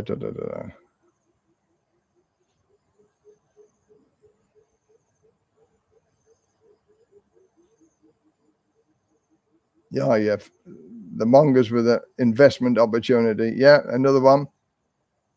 I got a quote from Pacific Cross for 35,000 baht, which gives me 780,000 bahts worth of cover, which I thought was a bit on the expensive side. So I'll go for it simply because living here, you need it. Send me an email and I'll send you the link, because you get a discount if you're at the expat, if you're a member of the Patty Expats Club. And 35,000, how old are you for that worth of cover? Because I'm 64 and I get 700,000 bahts worth of cover for just under 25,000 baht. So it's time for me to go. Thanks for the live stream, Les. Take care, everyone. Okay, thanks very much for joining us. Thanks very much for taking part in the conversation. Brilliant. Always good. I've always got something to say. And if anybody's got any questions, I'm more than happy to give the answers. The same people twisting and being negative, same as they're in the UK, sat in a pub, twisting and being, again, I try not to be negative.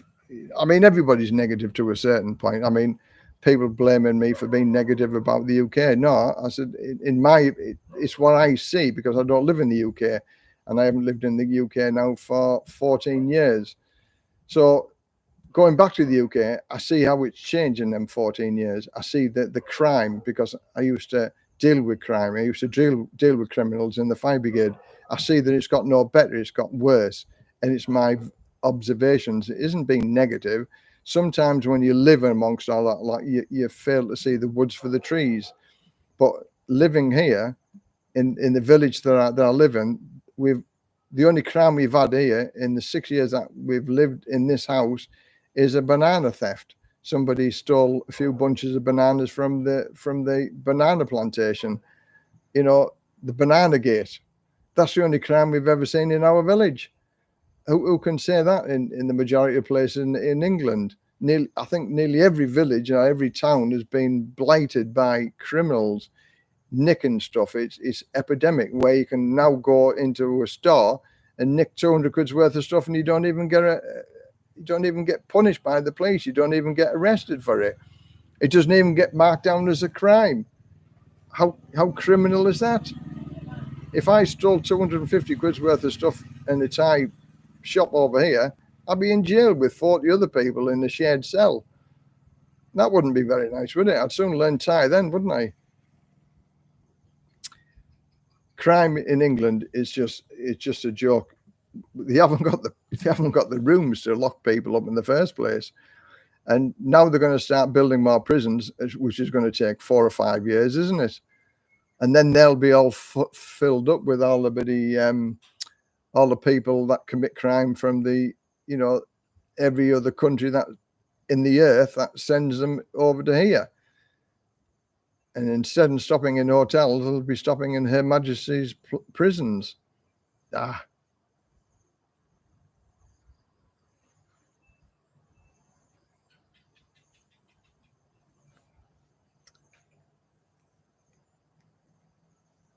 Okay, mate, I'll email you shortly. Yeah, I'll send you the link to the lady from the Patty Expats Club, and hopefully you'll get some stuff out of that.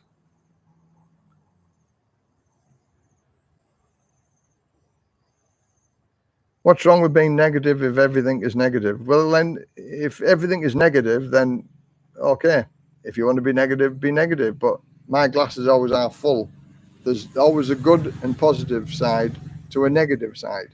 And if you look for negativity, you'll find it, that's for sure. But if you also look for positivity, you'll find positivity. I'd sooner look for the positive things in life than the negative things in life. So anyway, we're at, the mosquitoes are buzzing about now, and we're at 6:01 in the evening time. So I'm going to call that an end of a day, people. We've been on here for 3 hours and 11 minutes. So thanks very much for the comments and for the talk. I enjoy it every time, and I'll do another one in a couple of weeks' time before I go on my holidays in December. So everybody have a good December and enjoy. Well, the flies are buzzing around my lights now. So thanks very much again, everybody. Bye for now. Take care. Thanks very much for joining the live stream. Bye for now.